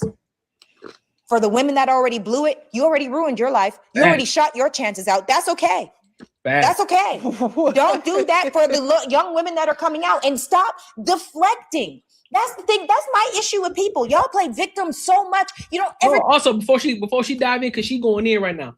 Also, I need y'all to be clear. I need y'all to start being real with yourself too. All of y'all aren't baddies. All of y'all aren't fine shit. I saw a post today on X, and everybody was talking about that Cardi B fine. No, matter of fact, that wasn't it. They said Stefan Diggs. What'd she say? She said Stefan Diggs had access to all of this because they were showing Cardi B walking down the sidewalk or some shit. She had a sundress on. It was tight. It was form fitting on her body. And it was like, well, Stephon Diggs had access to all this and he fucked it up. Men are stupid. I'm like, bro. And listen, I had to comment. I said, man, I said, shut up with that dumbass rhetoric. Because ain't nobody checking for Cardi B like that. Let's be real, bro. Let's be real. That fake shit that she got behind her cheeks, and then on top of that, her past, man, ain't nobody checking for that for real. But ain't nobody looking for no fucking Cardi B, bro. You need to pick a better choice. Talk about a woman who's actually out here doing her thing. The ones who ain't out here looking like a hoe. The ones who actually are fucking attractive, because I don't think Cardi B is attractive at all. I said what I said. She funny as hell when she be talking on her live and shit, but she ain't attractive. She ain't fine shit. She ain't nobody I'm looking at. Ooh, that bitch. Man, fuck that. Hell no. No, absolutely not. So no, all of y'all aren't fine. All of y'all aren't baddies. A lot of y'all aren't baddies. A lot of y'all are average and below average. So I need y'all to start being realistic with yourselves first. I don't care about your affirmations. I don't care about your horoscopes. I don't care about your confidence, your false confidence that you got in yourself. I don't give a fuck about your therapy, because apparently your therapy ain't working either, because you still out here tripping and acting crazy. So you need to either stop going to therapy or find you a new therapist. Get you a man therapist or some shit. Get you a hardcore therapist that's gonna really tell you what it is, so that way you can really do some fucking healing, instead of somebody who's gonna condone the bullshit that you're doing. Telling everybody that you've been going to therapy, but you still out here doing stupid shit. I don't want to hear that. I don't. Take accountability, and if you don't take accountability, nothing changes. And that's why you have a cycle right now of single moms, because they're not getting this message. Because what y'all do, you get mad enough to where a message now has to be retracted, and now women start to think, oh no, it is okay to have multiple children by multiple different men. It's not. It's not. If you want a high value, high earning, masculine man, or a high value man. There are exceptions. Most of us are not the exception. I'm leaving right there. Facts. Even Google felt away. Facts. I don't even know how to. I don't. Hey, bro, she cooked. She cooked. How can you respond to that? You cannot respond to that. I know women who heard this, they feeling just like this. Right, I can't down. When I can't. I don't even know what to say to that. Do you challenge it? I'm with you. I think he folded. I think that pressure got to him. But it's got to be hard. I'm sure he's got all types of people DMing him and texting him. I mean, but I just believe what he said and what you're saying are two different things. No, he's not. He said the same exact thing. Let me explain, because what he said on his shows with Kendra is that I said the more children you have, the less value you have. And we're saying the same thing. The problem that Cam did is he did not say sexual market value. Yeah. He's not talking about value of you as a human. And that's another way. By the way, this is a form of manipulation. This is one way that we as people will try to make sure we don't have to take accountability. You'll find the one thing with the sentence that is not true or is not specific or accurate enough, and you focus in on how that thing is wrong, which now makes the entire sentence null and void. That's gaslighting. It is gaslighting. Like through and through gaslighting. And I'm sick of it. I'm so sick and tired of women being over here thinking that they deserve it. And that's another thing. I loved this episode. Kendra G, shout out to you, girl. Kendra killed that episode. But she said, I hate that I can't tell the truth all the time. Why? Because she's dealing with women. I will tell the truth all the time. Hate me, call me a pick me, call me whatever. I'm living the life that I speak on every single day. I'm not one of those people that speak from theory. I'm not speaking about, if you did. And you see, that's what I'm saying too with that Kendra G show. Like, bro, what you mean you can't tell the truth all the time? No, talk how you talk. If your platform is as powerful as it's supposed to be, or as you claim it to be, talk your talk. Talk your talk. Say exactly what it is that you want to say. If you had a lot of those women who are saying crazy delusional shit, let them know that they're being delusional. Like, shorty, you look like a gorilla. What makes you think that you finna go get a 6-figure man that's tall, dark, and handsome? Pause. What makes you think you finna have that? Shorty, you 5'4", you 5'3", 5'2", and you weigh 240. You weigh 240 at 5'4". What makes you think you deserve a dude that's 6 feet making 7 figures? What makes you think you deserve that? And you got kids, and you got multiple baby daddies. You bugging. You straight bugging. That's crazy. That's la la land. That's la la land behavior. Then you'll have that. Maybe. No, I live it.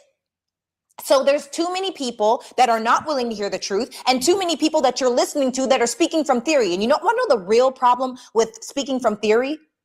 You don't know the nuances. Mm-hmm. You're speaking too generally. You don't know the nuances of how to be a feminine woman. That's why you'll say things on public platforms like, oh, if I have to teach a man, you shouldn't have to teach no man how to love you. You don't know any better because you've never actually been in that position. So it's easy for you to speak because you're just regurgitating information that you heard from the past. It's not good advice. Yeah. It's a terrible message. I think people confuse not wanting to teach a man how to love them with, I don't want to teach a man basic communication skills and respect. It's a nuance. I think they're taking an exception and they're trying to make it the rule. That's what it is. That's what everyone's doing. Like, yeah, certain people can get away with certain things, but like you said, not everyone's getting away with everything. And that ain't no way. Not with a masculine man. And this is the thing that I wish that women would really understand. Masculine men, high value, let's even take high earning out of it, right? If you are a hardworking man, you have a good job, you want to be a provider, you want to show up for your kids, you want to be at the basketball games, you want to love on your wife, and you want to be faithful. Why would those men choose you when they don't have to? When there's someone younger, when there's someone nicer, when there's someone kinder, when there's someone that pays attention to them better, when there's someone that actually acts like they need them. Because this is another thing too. When women say things like, I don't need no man, you sound crazy. Why would a man, why would he choose you when he doesn't have to? Men need to feel needed. Am I wrong? Am I lying? I think people want to feel needed. Yeah, people. That's not just a man thing. But men especially. Men want to provide. Sure. They want. Well, yeah, because that's a purpose. Because when a man gets married, think about it. When a man gets married, his sense of purpose is beyond him now. It's about his family. It's about his wife. It's about his children. He want to make sure that they good first. So therefore, that puts a battery in his bag. Makes him want to become that entrepreneur. Makes him want to go work 12, 13, 14, 15, 16 hours to make sure that his family is straight. So it puts a battery in his back because he knows that he's responsible for them. So yeah. When you sit there and say that, yeah, I don't need no man. Okay, so why the fuck am I here then? Why am I here? What purpose do I serve? What purpose do I serve in your life then? If that's the case, if you don't need a man, what purpose do I serve? I'm just here to fill up a space? Nah. No. I take care of. Yes. You got it. What do you need me for? Yes. You already took half off my plate, so I feel that. That is the most frustrating thing to me because I am tired of people deflecting and playing victim to avoid taking accountability. And that is really popularized in today's day and age. And that's why we have this cycle of bitter, jaded, toxic, single moms raising boys that they don't like, raising girls that they make hard. And the roles are reversed. And it's not until we tell the truth. And yes, the truth hurts. Yes, it is harsh. And if you take accountability for it, we can reverse the issue, the trauma, the generational freaking trauma that we're instilling in our children. Mm-hmm. So call me whatever you want. Sure, I'll be a pick me, and also I've been chosen. That's real. So let me ask you this. Hey, listen. I mean, what more can you say? What more can you say? I'm gonna listen about 5 more minutes of it and see what she got to say. Then we'll go on to the next topic. Why is it that women run from accountability the way they do? Because it's easy. Right? Is it? It don't sound easy at all. That's what I'm like, wait, is it really? Running from accountability, because that would have to mean you're not perfect, right? That would have to mean that you too make mistakes. That would have to mean that, you don't have it all together. And that sucks. So it's easier to say, no, I didn't do that. No, I didn't say that. Instead of saying, wow, I'm really sorry. I had no idea that could have even came off that way. That wasn't my intention. It's so easy to take accountability. It's so easy. That's why it's not computing in my brain why it's so hard to run, why it's so easy to run from accountability. Because it's just like you will catch a girl red-handed And she will lie in your face to avoid it. I'll be like, yo, Not until me, you you tell don't her, got- you don't- I have the evidence. I have you on camera. Like, you're like, what are you doing? It's brutal. I have to say, like, I think the most frustrating thing for me is watching people, not even just women, because men do this too. When you choose the one word in a statement to try to make the entire statement null and void, you don't want to grow. You want to complain. And you could stay. That's why Jim Rohn says it in the Bible. It says it. Oh my, you know, it's crazy because we've been, obviously now we're in Ecclesiastes, but Brock and I, we started reading a book in the Bible, chapter in the Bible every day. And so when we were going through Proverbs and we were reading, Proverbs 31, and everyone swears they're this virtuous woman. Everyone is like, I'm a P31 all day.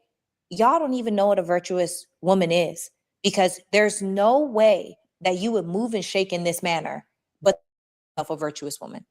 Like, the math does not math. You are literally telling me 2 + 2 = 6, baby. I don't have that equation. I don't even know what you're talking about. When people say, if things get hard, you need to leave him, sis. Be with a man that can provide for you for real. Do you not know that biblically, for my Christians, right? Biblically, it says how the virtuous woman was up before the sun came up. She was making the oils. She was making the clothes. She was in the market. She was literally dressed in the finest linens. She was a servant. She had a servant's heart, right? Woke up before the Which sun is why rose. the people, they respected her. She was respected in her community. That's why it says many women are noble, but you surpass them all. That is the exception to the rule. The virtuous woman is the exception to the rule. That's not the case for most women. That's what I think. Okay, I'm complete. Sorry. Next. For sure. So I want to talk about this whole all right, so yeah, I'm gonna leave that part right there. Shout out to Sarah if I'm not. She said I'm gonna hold y'all accountable. I'm gonna let y'all know what it is, ladies. Hey man, y'all better take heed. Listen, y'all better take heed. Instead of y'all trying to fight back, take a step back, acknowledge what it is that she's saying, evaluate yourself and say, listen, do I fall under that? Am I the woman that has multiple children by multiple men, and I can't find the dude that I want because the guy that I'm asking for, do I actually align with that dude? Because a lot of y'all keep asking for these type of men, but do you actually align with them? Do you understand what comes with the territory? Do you understand what comes with a man who makes $500K a year? Do you understand what comes with that? Do you understand what comes with a man that's a 7-figure earner? Do you understand what comes with that? Because y'all just say it because it sounds good, because you've been hearing it so many times. It's a great talking point. It's a great standard to have. But if you aren't qualified for it, stop speaking that shit. If you're a woman, you're making $20,000 a year, you're making $30,000 a year. There is no way, especially if you're just an average looking woman, nothing is what's the word? Substantial about you. What makes you think you're finna get a $500K dude?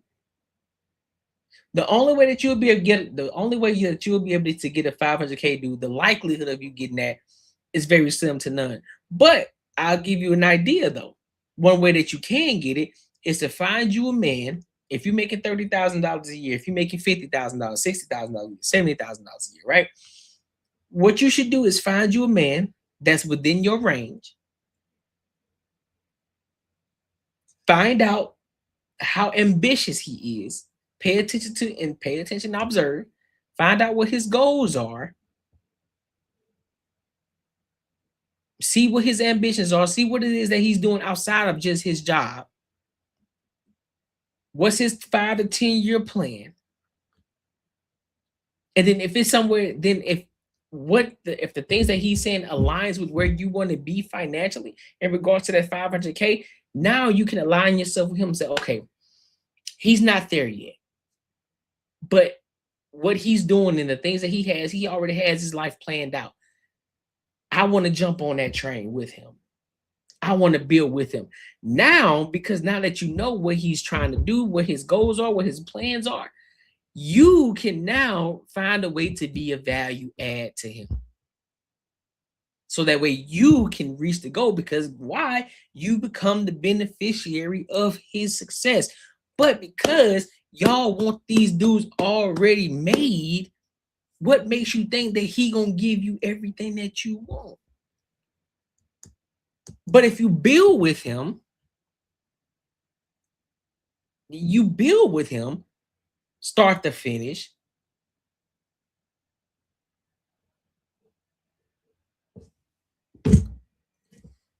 what we talking about? Why not build with him? Why not build with the man that's making $50,000 a year, but he got aspirations? Not only does he have aspirations, but he's working towards it. It may not be happening the way that you want it. It may not be going the way that you want it, but it's happening. He's working towards it. He has ambition. He has the wherewithal. He has the resilience. He's working towards it. He's building. He's growing. He's putting things in motion. He's in motion to get to that point. You just got to be patient and give him time. Become a value add to him, so that way y'all can help get there faster. Y'all can get there faster with 2 than 1. And you can be with the 500K man. You can be with the 7-figure man. But y'all too lazy. Y'all don't want to do it. So y'all stuck out here begging. You want EBT, talking about you want a 6-figure man. The fuck? This nigga, how you gonna find them? Half of y'all, let me be real. Half of y'all, where y'all stay right now, you don't even want to go into the areas where these men reside. You aren't even in the areas where these men are at on a daily basis, because you feel as if these niggas are uppity. You don't even know how to present yourself in a certain way to even blend in the community. So excuse me. You don't even know how to blend in those communities. You don't even know how to say, you know what, let me see how these people dress, so that way I can blend in and I can have the conversation with these people, so that way I can be in the vicinity of these type of men that I'm looking for. Half of y'all don't even know how to do that. Half of y'all don't know how to do that. You want to know why Sarah is able to get the NBA player? You know, even though there's a lot of black men that marry black women that still are athletes. But for those of y'all who like to talk about, oh, the black men always get the white women, you want to know why a lot of times these white women get those black men? Because they are in the vicinity of these people, proximity. A lot of these women put themselves in the area, put them within arm's reach of these men, so that way they can be seen, or that way they add value to these men. Before they get there, before they get the millions, they see where they're going, they see what type of motion that they got, so therefore they go ahead and put themselves there just before they get to that point of, oh, I'm a rich guy, I got all this value, you know, I got all this visibility. Just before they get to that point, they already attach themselves with them. They put themselves in the vicinity of these men. Y'all don't even do that, because y'all too busy over there being ratchet over there. Y'all too busy doing EBT, got this EBT behavior going on over here that y'all don't even understand. Like this, all the 6-figure, you ain't gonna find no 6-figure earner over there in the EBT community. You gonna find them over there across town. So you gotta understand how to present yourself in a certain way to be in those areas, to be in that vicinity of those people, to find the man that you want. But hey, you got it. Can't tell y'all nothing. They don't want to hear the truth, bro. They don't want to hear it. They got it. They got it. Make sure y'all like, comment, and subscribe for the algorithm, and make sure y'all hit the bell notification. Listen, if you enjoyed this video, be sure to check out either of these 2 videos right here. And make sure you share this post with your friends and your family. All right, so we're going to get toxic. We finna get toxic right now. Speaking of women. There's this shorty that was on Fatty's. There's a black woman or team. That was on Fatty's panel. And her name is King Nene. Her name is King. First of all, King is wild work. Ladies, I need y'all to stop calling yourselves King. Why do y'all want to be men so bad? let's be real. What is y'all infatuation? What's your infatuation with doing things that are for men? You're not a king. You're not. You will never be one. You don't even know the first rule of being a fucking king. You don't even know the first step of being a man. You don't know anything that resembles, you don't even understand what even a man is supposed to be.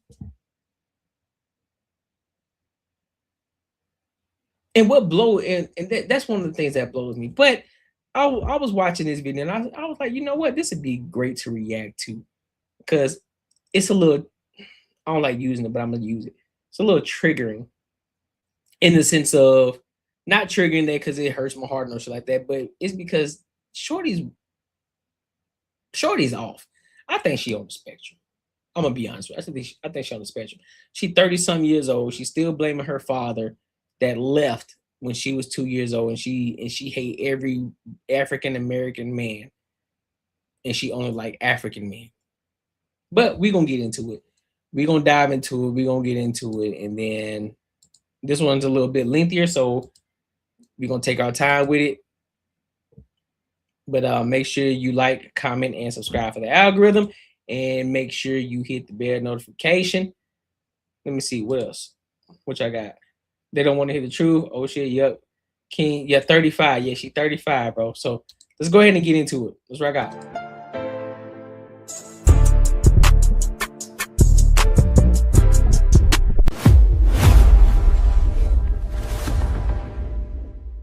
Got no money. So this is why she believes in Coach Greg Adams' philosophy. She want a man that's gonna pay her.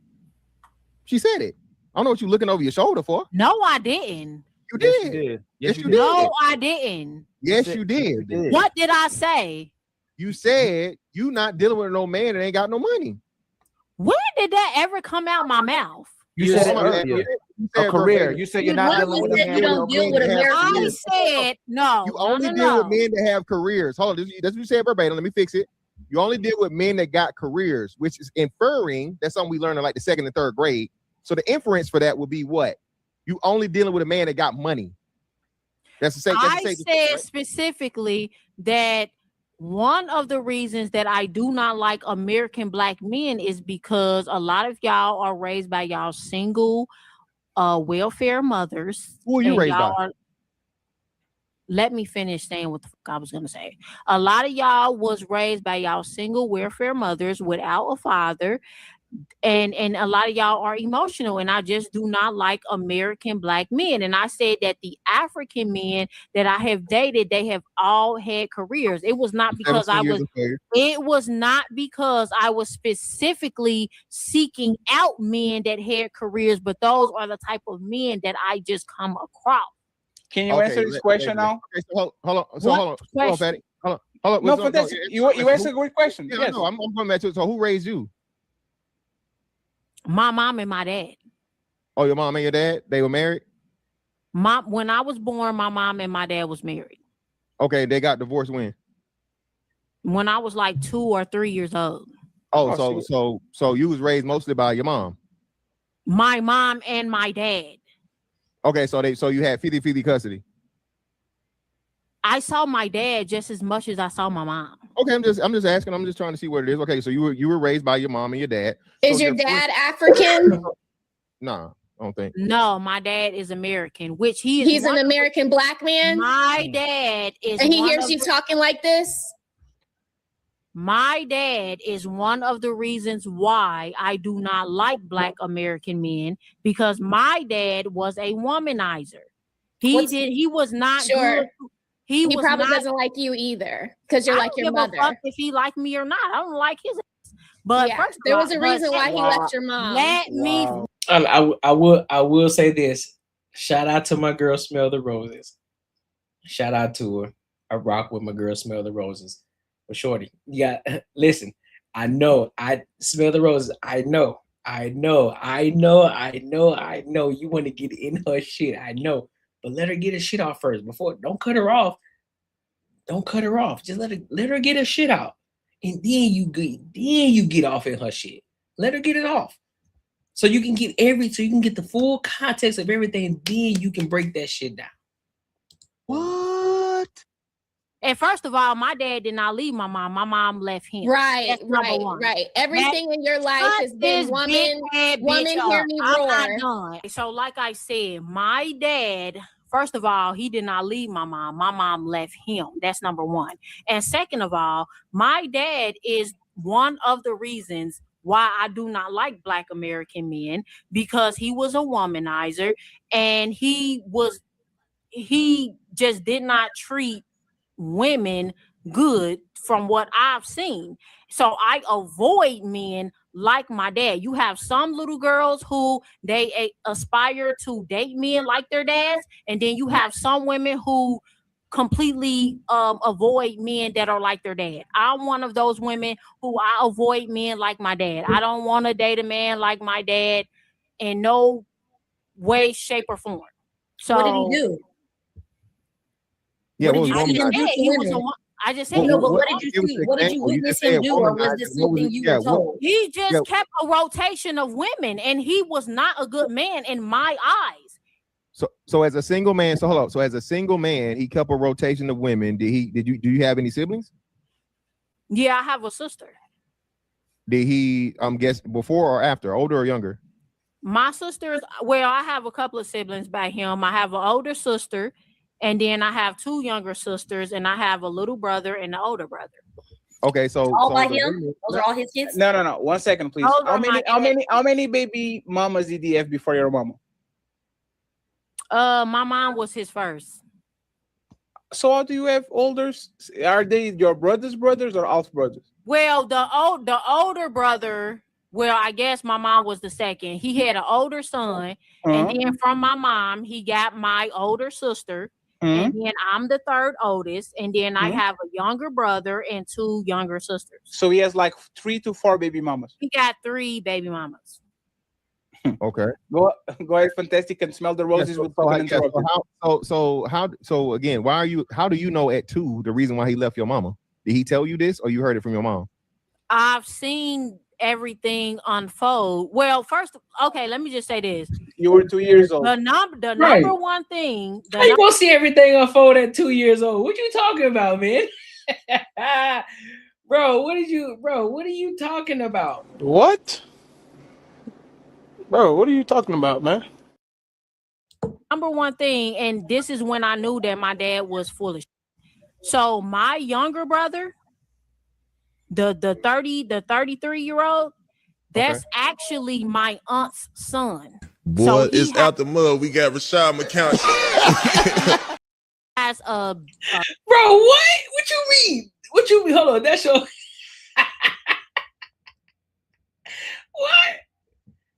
Hold on, bro. What you say? Wait a minute.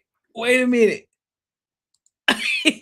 What'd you say? Actually, my aunt's son. So he has a son with my mom's sister. Okay, so that's what made me. Whoa. You gotta slow down. Fantastic. You better ask the right questions. Fantastic. So I got it. So your trifling aunt, the bitch that knew that your motherfucking daddy was married to her sister, decided to not only this nigga, but let him crawl and get her pregnant, and that's your daddy's fault?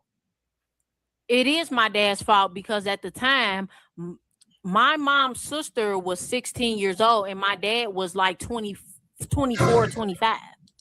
Was she a virgin? We can't defend that. No. Hey, fantastic. Why don't you hate women? Hold on. What? He was 24 and she was 16. All right, let me equivalent to the same way you don't like men or hate men because what your father was a womanizer, but your auntie had a baby with him. So why don't you hate women too? Why would I hate women? I don't date women. I date men. No. Listen to your logic. Because of one man, you don't like men. But because of that one woman, you don't. Never said that I don't like men. I said American men. Hold on. I'm asking. Excuse me. I apologize. I misquoted you. You say you don't like American men because your father. Why don't you like American women because of your aunt?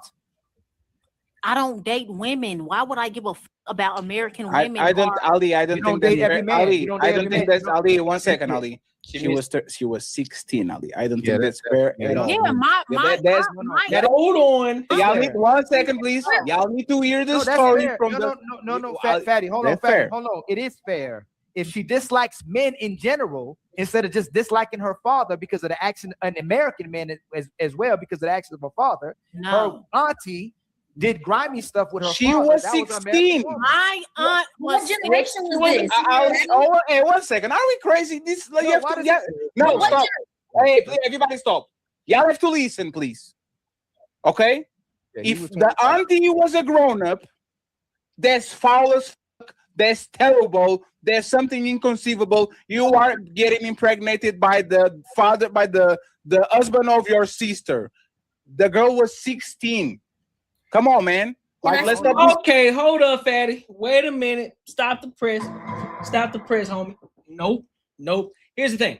I'm gonna go ahead and put out the disclaimer right now because I know how people they misconstrue things. People like to doctor shit and edit shit up. So let me say this. There should be no reason any man that's over the age of 18 be dealing with the teenager. I'm gonna call it out right the fuck now. There should be no man dealing with a teenager. No. It is a no. No questions asked. So I want to be clear about this, right? So I'm being clear for YouTube. I don't condone it at all whatsoever. So I want to be clear about this. Now that I'm clear about this situation, that I said that no man over the age of 18 should be dealing with the teenager. I want to say it again just for y'all to understand. What we not about to do. This is what we not about to do.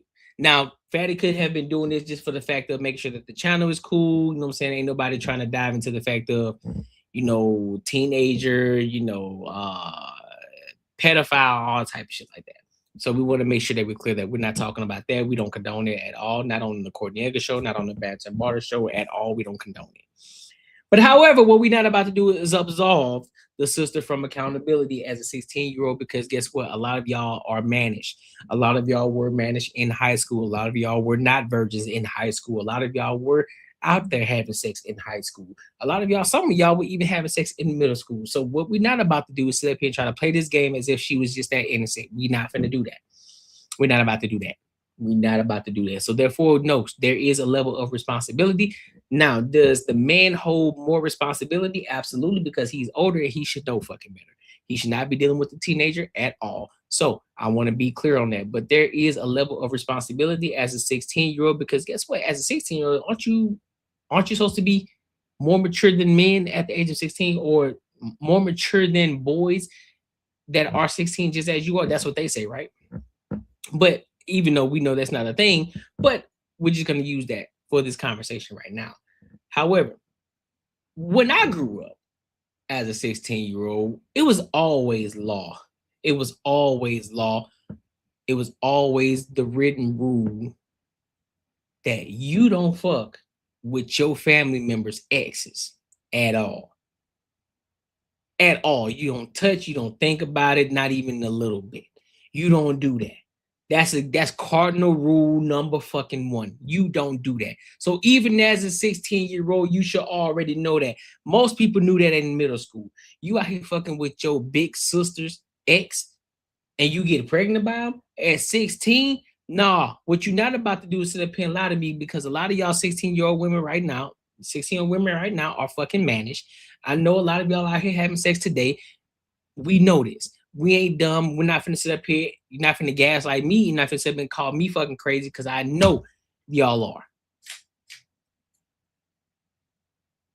And half of the people were teenagers too, and y'all ass was managed too. So you're not finna sit up and try to gaslight me. Now, if we're doing this for the sake of YouTube, understood. But what you're not about to do is sit up and tell me, hey, bro, nah, she's 16, 24, no man should be doing it. I agree. But what you're not about to do is absolve her from accountability as well. You're 16. You're old enough. You know you're wrong. You know right from fucking wrong. You know you ain't supposed to be dealing with a 24-year-old.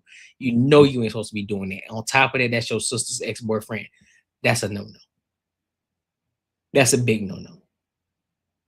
So I just want to be clear about that. So over here on the Courtnee Edgar Show, we're not absolving her from responsibility at all. Oh no, the auntie was 16 while he was 20-something years old. Let's be mindful. My bad, Nini. Can I speak real quick? Because let Ali clear it up, please. Let Ali, because he didn't listen. Hold on. The auntie, okay, yeah, I must have missed that part. So the auntie was 16 years old. My aunt was 16 years old, and my dad was like 25, 26 years old. She said 24. No, it's fine. It's just good to clarify. We're not going to judge the 16-year-old that got pregnant by an older man. Like that, we don't do that. I definitely missed that 16-year-old. No, it's fine. Nini, by the way, how many? But doesn't the generation? You can go. I just want to know how many baby daddies does your mom have, Nini? She got 2. My older brother has his own dad, and then me and my sister have the same dad. Okay, so he has 3 and she has 2. Melanin, and then Spell the Roses and Interrupted. Please, nobody touch on the 16-year-old. Go ahead, Melanin. Oh, never mind. Well, is her disdain for American black men justified? Is it justified at this point? Based off, if we're not touching on that topic as a 16-year-old, is she justified for feeling the way she feels about her American? Yes, she is.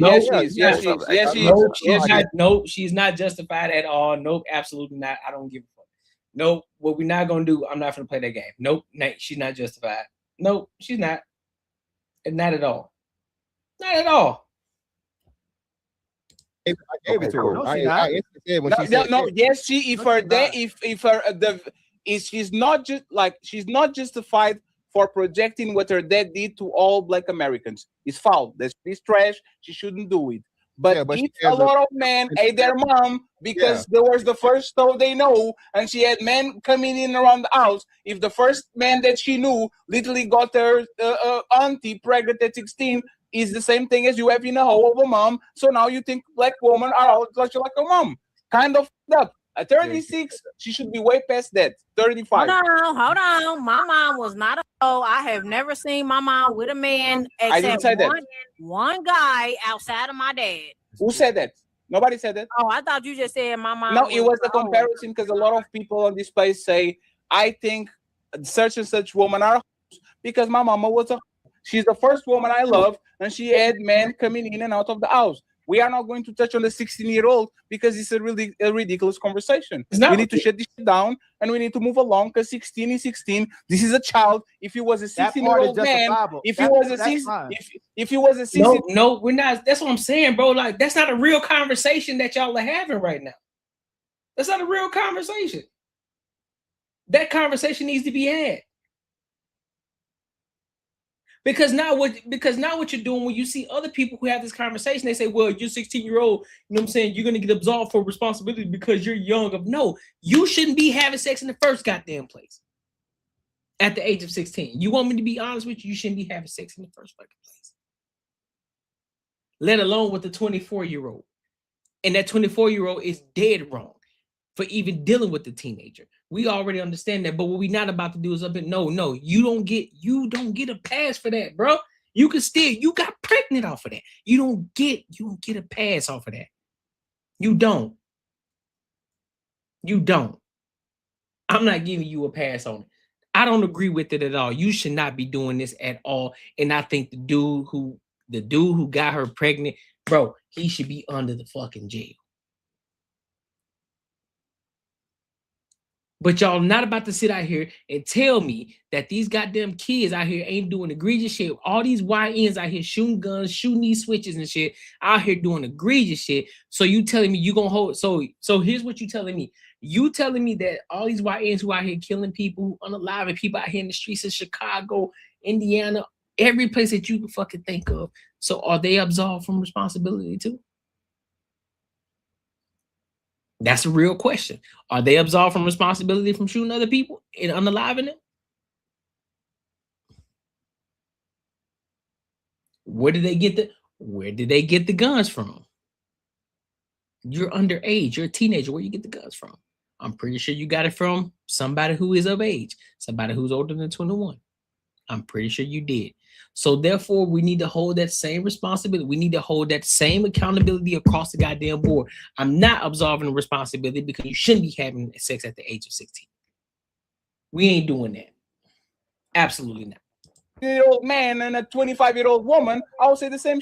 That man is not the man; he's a kid. So let's get smell roses over here. That part, yes. The other stuff isn't justifiable. There's a lot of women who got trash mamas, horrible mamas. Mom got men going in and out, can't take care of them, ratchet towards them, disrespectful, hiding food from them, and they still love their mama. It's not justified because one person did that. And I understand the act is justified to hate him forever, but to say all American men is dislikable, it's not justified.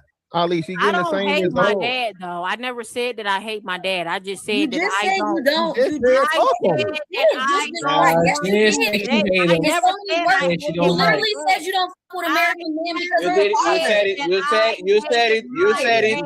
If I go back on the tape, somebody mentioned your dad, then you said something of my dad, or I didn't even like him. I didn't even like him anyway. My dad. No. One second, Nini. You said I don't even like him anyway. Something of that. It's not Not liking my dad versus hating him are two entirely now we're playing semantics now. I do not Listen, no, Fatty, you gotta be fair, bro. She said she didn't say hate. We gotta be fair. If you gonna hold, you gotta be fair, bro. She didn't say hate. She did say dislike, so it's not the same thing. So that's not necessarily semantics. It's hate, dislike. Hate is a strong word. When people say, "Hey, I hate," hey, bro, you know, hate is a strong word versus I dislike a person. Two different things, bro. So it's not necessarily semantics, bro. My dad hating somebody. Okay, so wait, so hold on. So you don't hate your dad. So why do you hate Black American men? I never said that She never. Fantastic, big dog. She didn't say that either. Now, she didn't say that she hate him. She said that she dislike him. She dislike him. American Black men. I do not prefer American Black men. I do not like y'all. Hate versus dislike are two different things. I do not like. Let her have. I don't hate. Hey, fantastic. Let her have it. Let her have it. Let her have the fact that she won't hate, but she dislikes. No. That's clear hatred because you said nothing but negative things, including your father. You not said one positive thing about American Black men. And then because I don't like y'all. There's nothing positive to say. Exactly. That's hatred. That's not what do you like about him? I got you, Rosie. No, I don't listen, Ali. She doesn't like anything about us. No, you're right. You're right. It's covert. It's covert. There. Yeah. What I'm saying is this, and she has a very, very low comprehension rate, right? So because she didn't know what inference was earlier, right? So she says a lot of things, she forget what she say, right? So this is the thing, Ali. When you say that there's nothing good about a group of people, that is fucking hatred. You know, it was this place, and it was this place, and this war that happened. It was this place in this war that happened a long time ago that everybody talk about, right? As to where they took away the humanity of those people and said nothing about them was good, and it justified them being killed off like motherfucking insects and animals, right?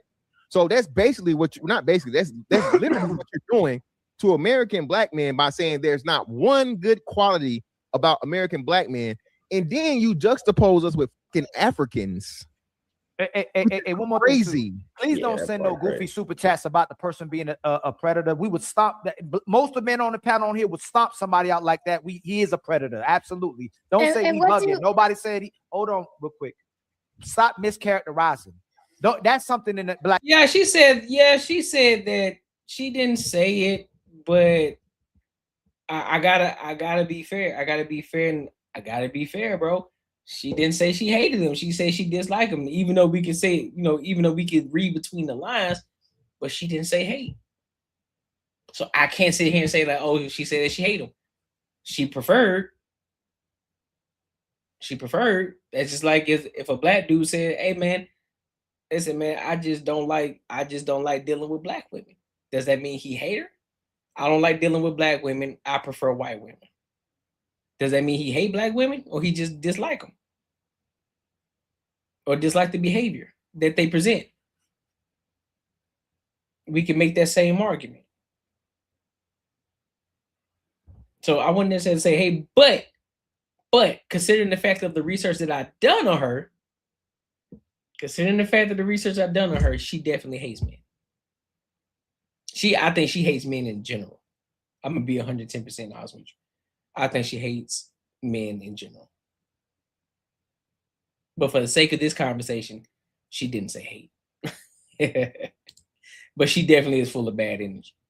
Community people, women that say, "Oh, y'all don't do nothing about that." If men know that something's happening to women like that or kids, they get stomped out. A lot of that stuff being private, and a lot of times mothers will protect it. Yeah, protect them and never men tell. not knowing it. The women would not listen to their daughters. I don't believe that. They'll still date a guy or still be with the guy. It's the women who protect it more so than men. If the men know it, that man typically gets life taken. You know what I'm saying? Definitely gonna get stomped out. Smell the roses, please, uninterrupted. Once again, there's 1,000 people in the building. Please like the video and support the content creators. I would like to hear from Peaky and Melanin afterwards. Go ahead, Rosie. Hey, listen, he gonna come up there with his slogan. You know how y'all do. You say, "Black queens forever, snow bunnies never." You gonna be up that bitch like, she.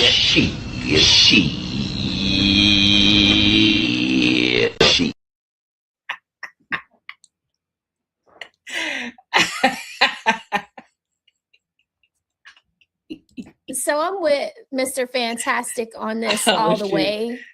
Okay. Since I've been watching, and it's been for a few hours now that I've been watching, this woman has been like, I beg your finest pardon. Tell her, I beg your finest pardon, sir. Absolutely not. You lying to me. and saying some of the most horrific things about her own community. Okay. Yeah, you have been. And Y'all it's are very not my community. You're hiding in the dark. Let her finish, please. You're hiding in the dark. Your microphone is hiding your mouth. You sound very dusty while you sit up here and talk about what men need to be making and that their Black men are broke and all these things about Black men when you look the dustiest. Yes. Yes. And all this stuff that you have, all this frustration that you have, this disappointment in Black men, you should go seek some therapy about that. And I'm very happy to hear that you aren't a mother, because I think you'd be a terrible mother. Yeah, just like you are likely a terrible girlfriend, a terrible friend. Okay, no.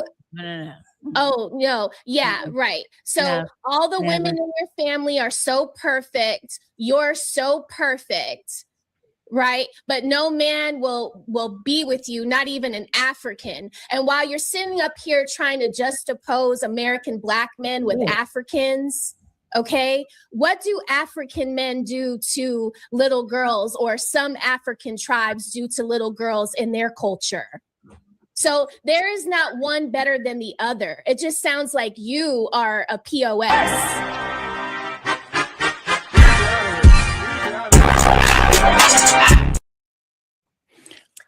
Nini uninterrupted. 1 second. Nini uninterrupted. Don't interrupt her, please. Let her get a full thought. That was cute and everything, but at the end of the day, I have my preferences. If I don't like American Black men, that's just what the fuck it is, and nobody's gonna do shit about it. Everything you said about me, you don't even believe what the fuck you said about me. You waterhead, because even you don't even look better than me. You call her waterhead. You said you waterhead, bruh. She wilding right now. So you might want to keep it the cute, right? Come on. Yeah, I'm not hiding anything. And you don't. I'm not sitting in the dark. My microphone is covering my mouth. Who am I? What am I hiding from? Your hair looks. I'm talking like a dusty mess. So y'all can hear me. You look like a dusty mess. And why is this interrupting me? I'm talking. Okay, that's what the fuck I thought. Like I was saying. Anyways, like I said, regardless, I do not like American Black men. It just is what it is. I don't hate y'all. I just don't like y'all. And my preferences and my own fucking experience. I don't give a fuck what this ugly smell the roses has to say. It is what it is. Who the fuck gonna check me? Who gonna beat my ass? Who gonna whoop me? Who gonna twirl me? Like, nobody. See, now you found yourself a nigga. You were looking for a nigga? Nigga here now. See? Okay. Nobody wants to be what else asked. did you Just say? want you What to else see did the you reflection say? that you put What out else there. did you say? You don't look better than me. So what are we really talking about? See, that's a projection. That's a It's not a projection. projection. It's because you It's know a that I reality. do. You And that's don't. fine. I've You dealt don't. with raggedy, You dusty don't. women like You you all don't. my life. You That's how I can don't. clearly You point don't out look that better you're than hiding you in the did. dark. You have a What? How am I microphone up hiding in to the your mouth dark? because you are How am I hiding in the dark? of your You yuck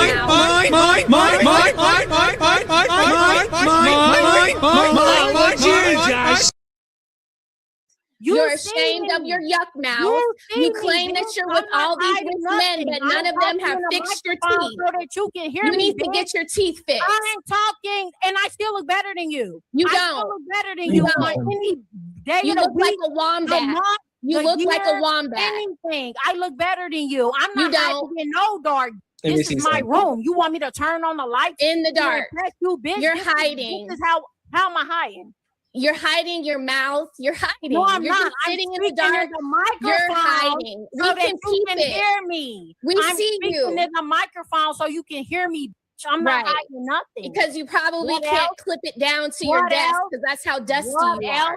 What else? Let me see something real quick. I gotta see It's something. always an ugly bitch that's hating on a pretty bitch. Like, get over Yo. it. I It's said what the not- fuck I it's said, not and reality. it's not going to change. It's I not said what I reality, Mimi. said, and it's not going to change. So what you gonna do about it? Nothing. Yeah. You have all. All self-hate you're towards your gonna do own is culture, which is very horrible. I don't It's give a fuck horrifying. about black people. F- y'all. Bitch, I said what the fuck I said.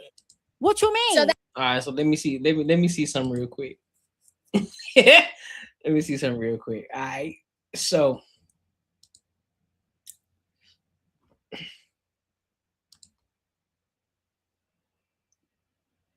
that's a wig for sure.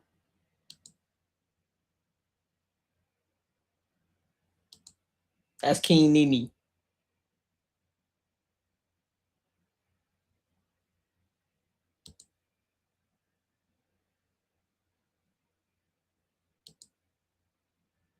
Yeah, that whole weird, bro. Okay, let me rephrase. She ain't a hoe, but that chick weird, bro. That's what I'm saying. That's what I'm saying. She's not ugly at all. She's a beautiful headache, bro. Nah, G. Oh, look. Listen.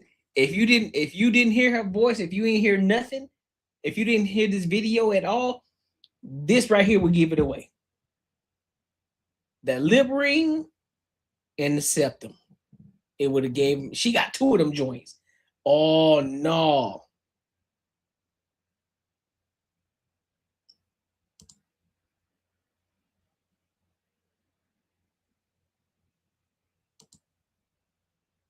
Looking a little thottish right now, ain't it? And some thought behavior going on.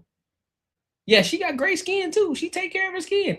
Listen, we got to call a spade a spade. But listen, I'm telling you, that's how niggas get trapped. But she talk about African men, but we don't see no African men. We don't see no African men checking on her. Because if she talk about how she love how she prefer African men, how come she ain't locked down? How come she not locked down? This is what we talk about, bro. When you put this face, you're like, damn, she attractive as fuck. But then you hear her voice and the shit that she say, shorty is mad traumatized, dog. She mad traumatized.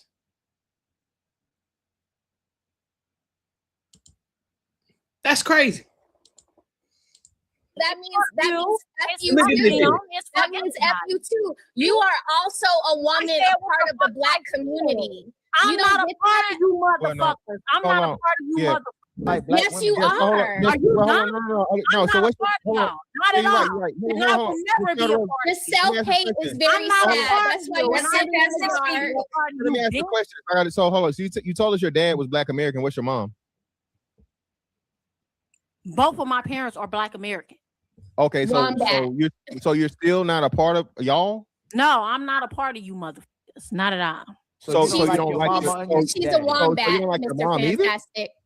Hold on, real quick. So I'm saying, so you don't like your mom either? I'm confused now. So better yet, better question. I love my mom. What do you mean? Yeah, that's just quite the question. So if you're not a part of the black community, what community are you a part of? Who do you belong to? What do you identify? I'm not a part of ugly bitches like Roses. And she had the nerve to call Coach Greg Adams broke, but look at how dusty she looks. Yeah, but you don't even believe that I look dusty. You do look dusty. I look dusty all night. All night you look dusty. Really? Yeah. Nothing about that's why me you're look on the dusty. main street. That's why Nothing you're up there about me because you look dusty at all. Nothing about me look dusty at all. So you don't so that's what I'm saying. So you don't identify as black people, whatever, right? Nobody cares, nobody can whoop you, nobody can do specific type of black people I don't fuck with. No. Oh, now it's specific, Mr. Fantastic. Now she wants to clean it up now. It's always been specific. But do you see how that's what I'm saying? But you see how you have to backtrack several times to change. I never backtracked. I've never did though, and it's the wonderful thing about these. Well, let me explain to you, right? Well, you can say you didn't, but we've seen it on tape. That's one of these. I've never backtracked. I've never. Really have because before it was. Do you identify yourself as an American black woman? Do I what? What do you identify? Do you? Fetty is a first generation European. I'm technically 100% African, right?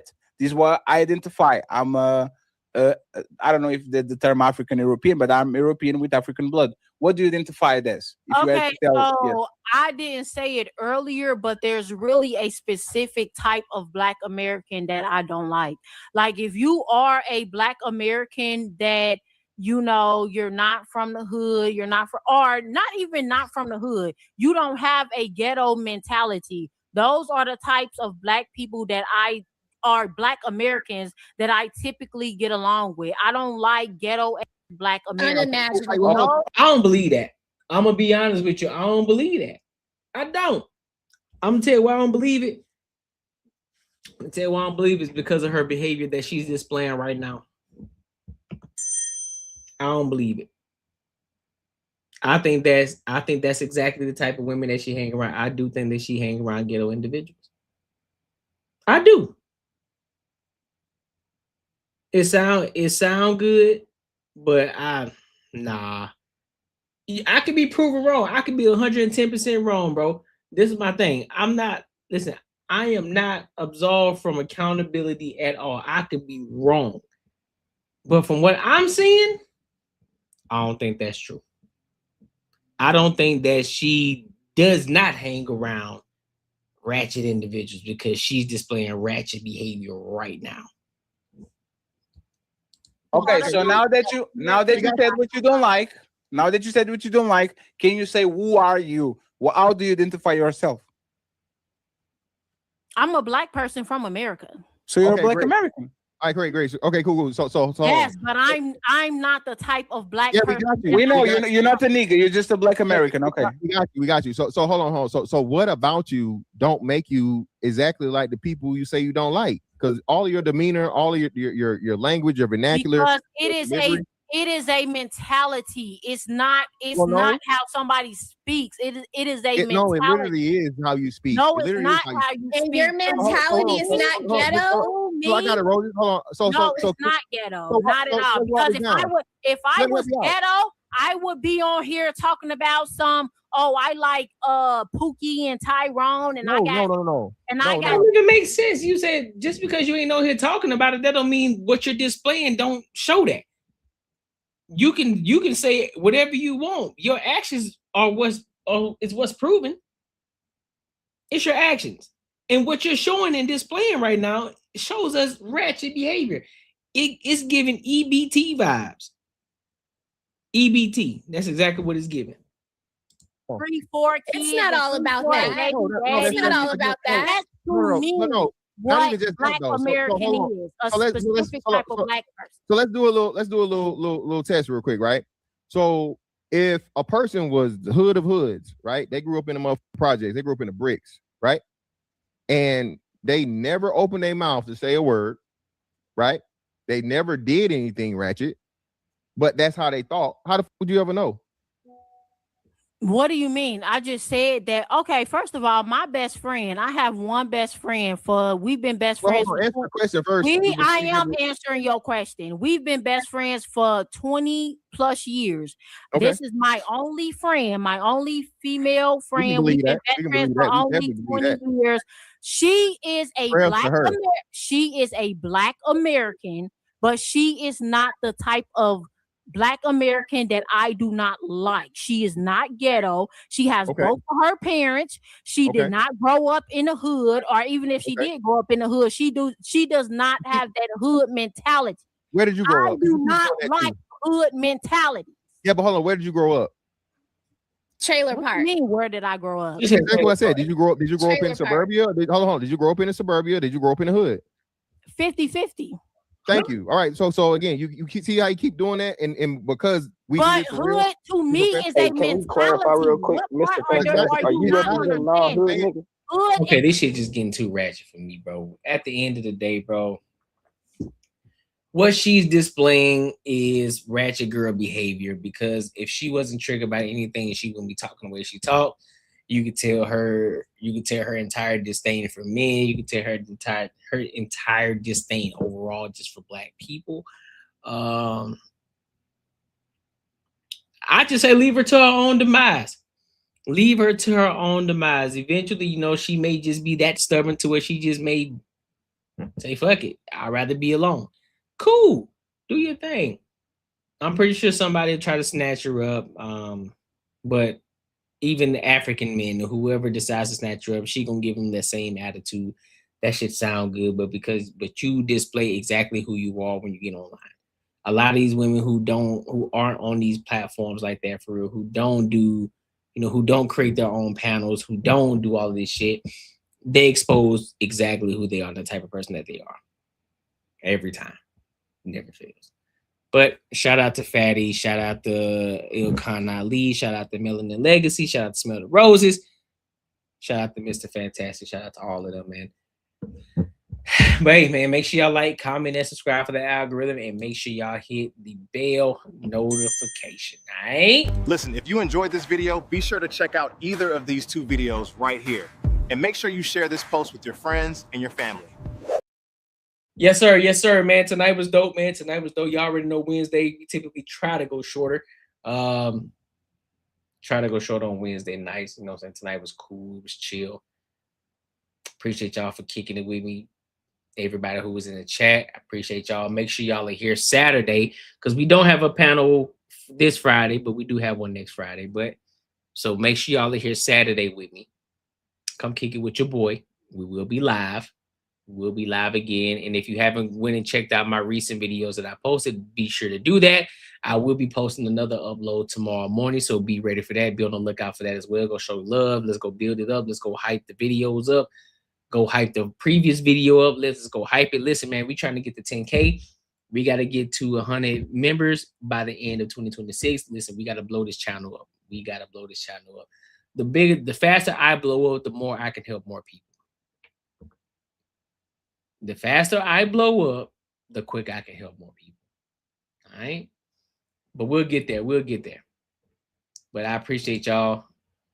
Saturday, I'll be live at, stay updated. It's either going to be at 3:05 or 6:05. I'm always between those two. More than likely, it'll be 3:05.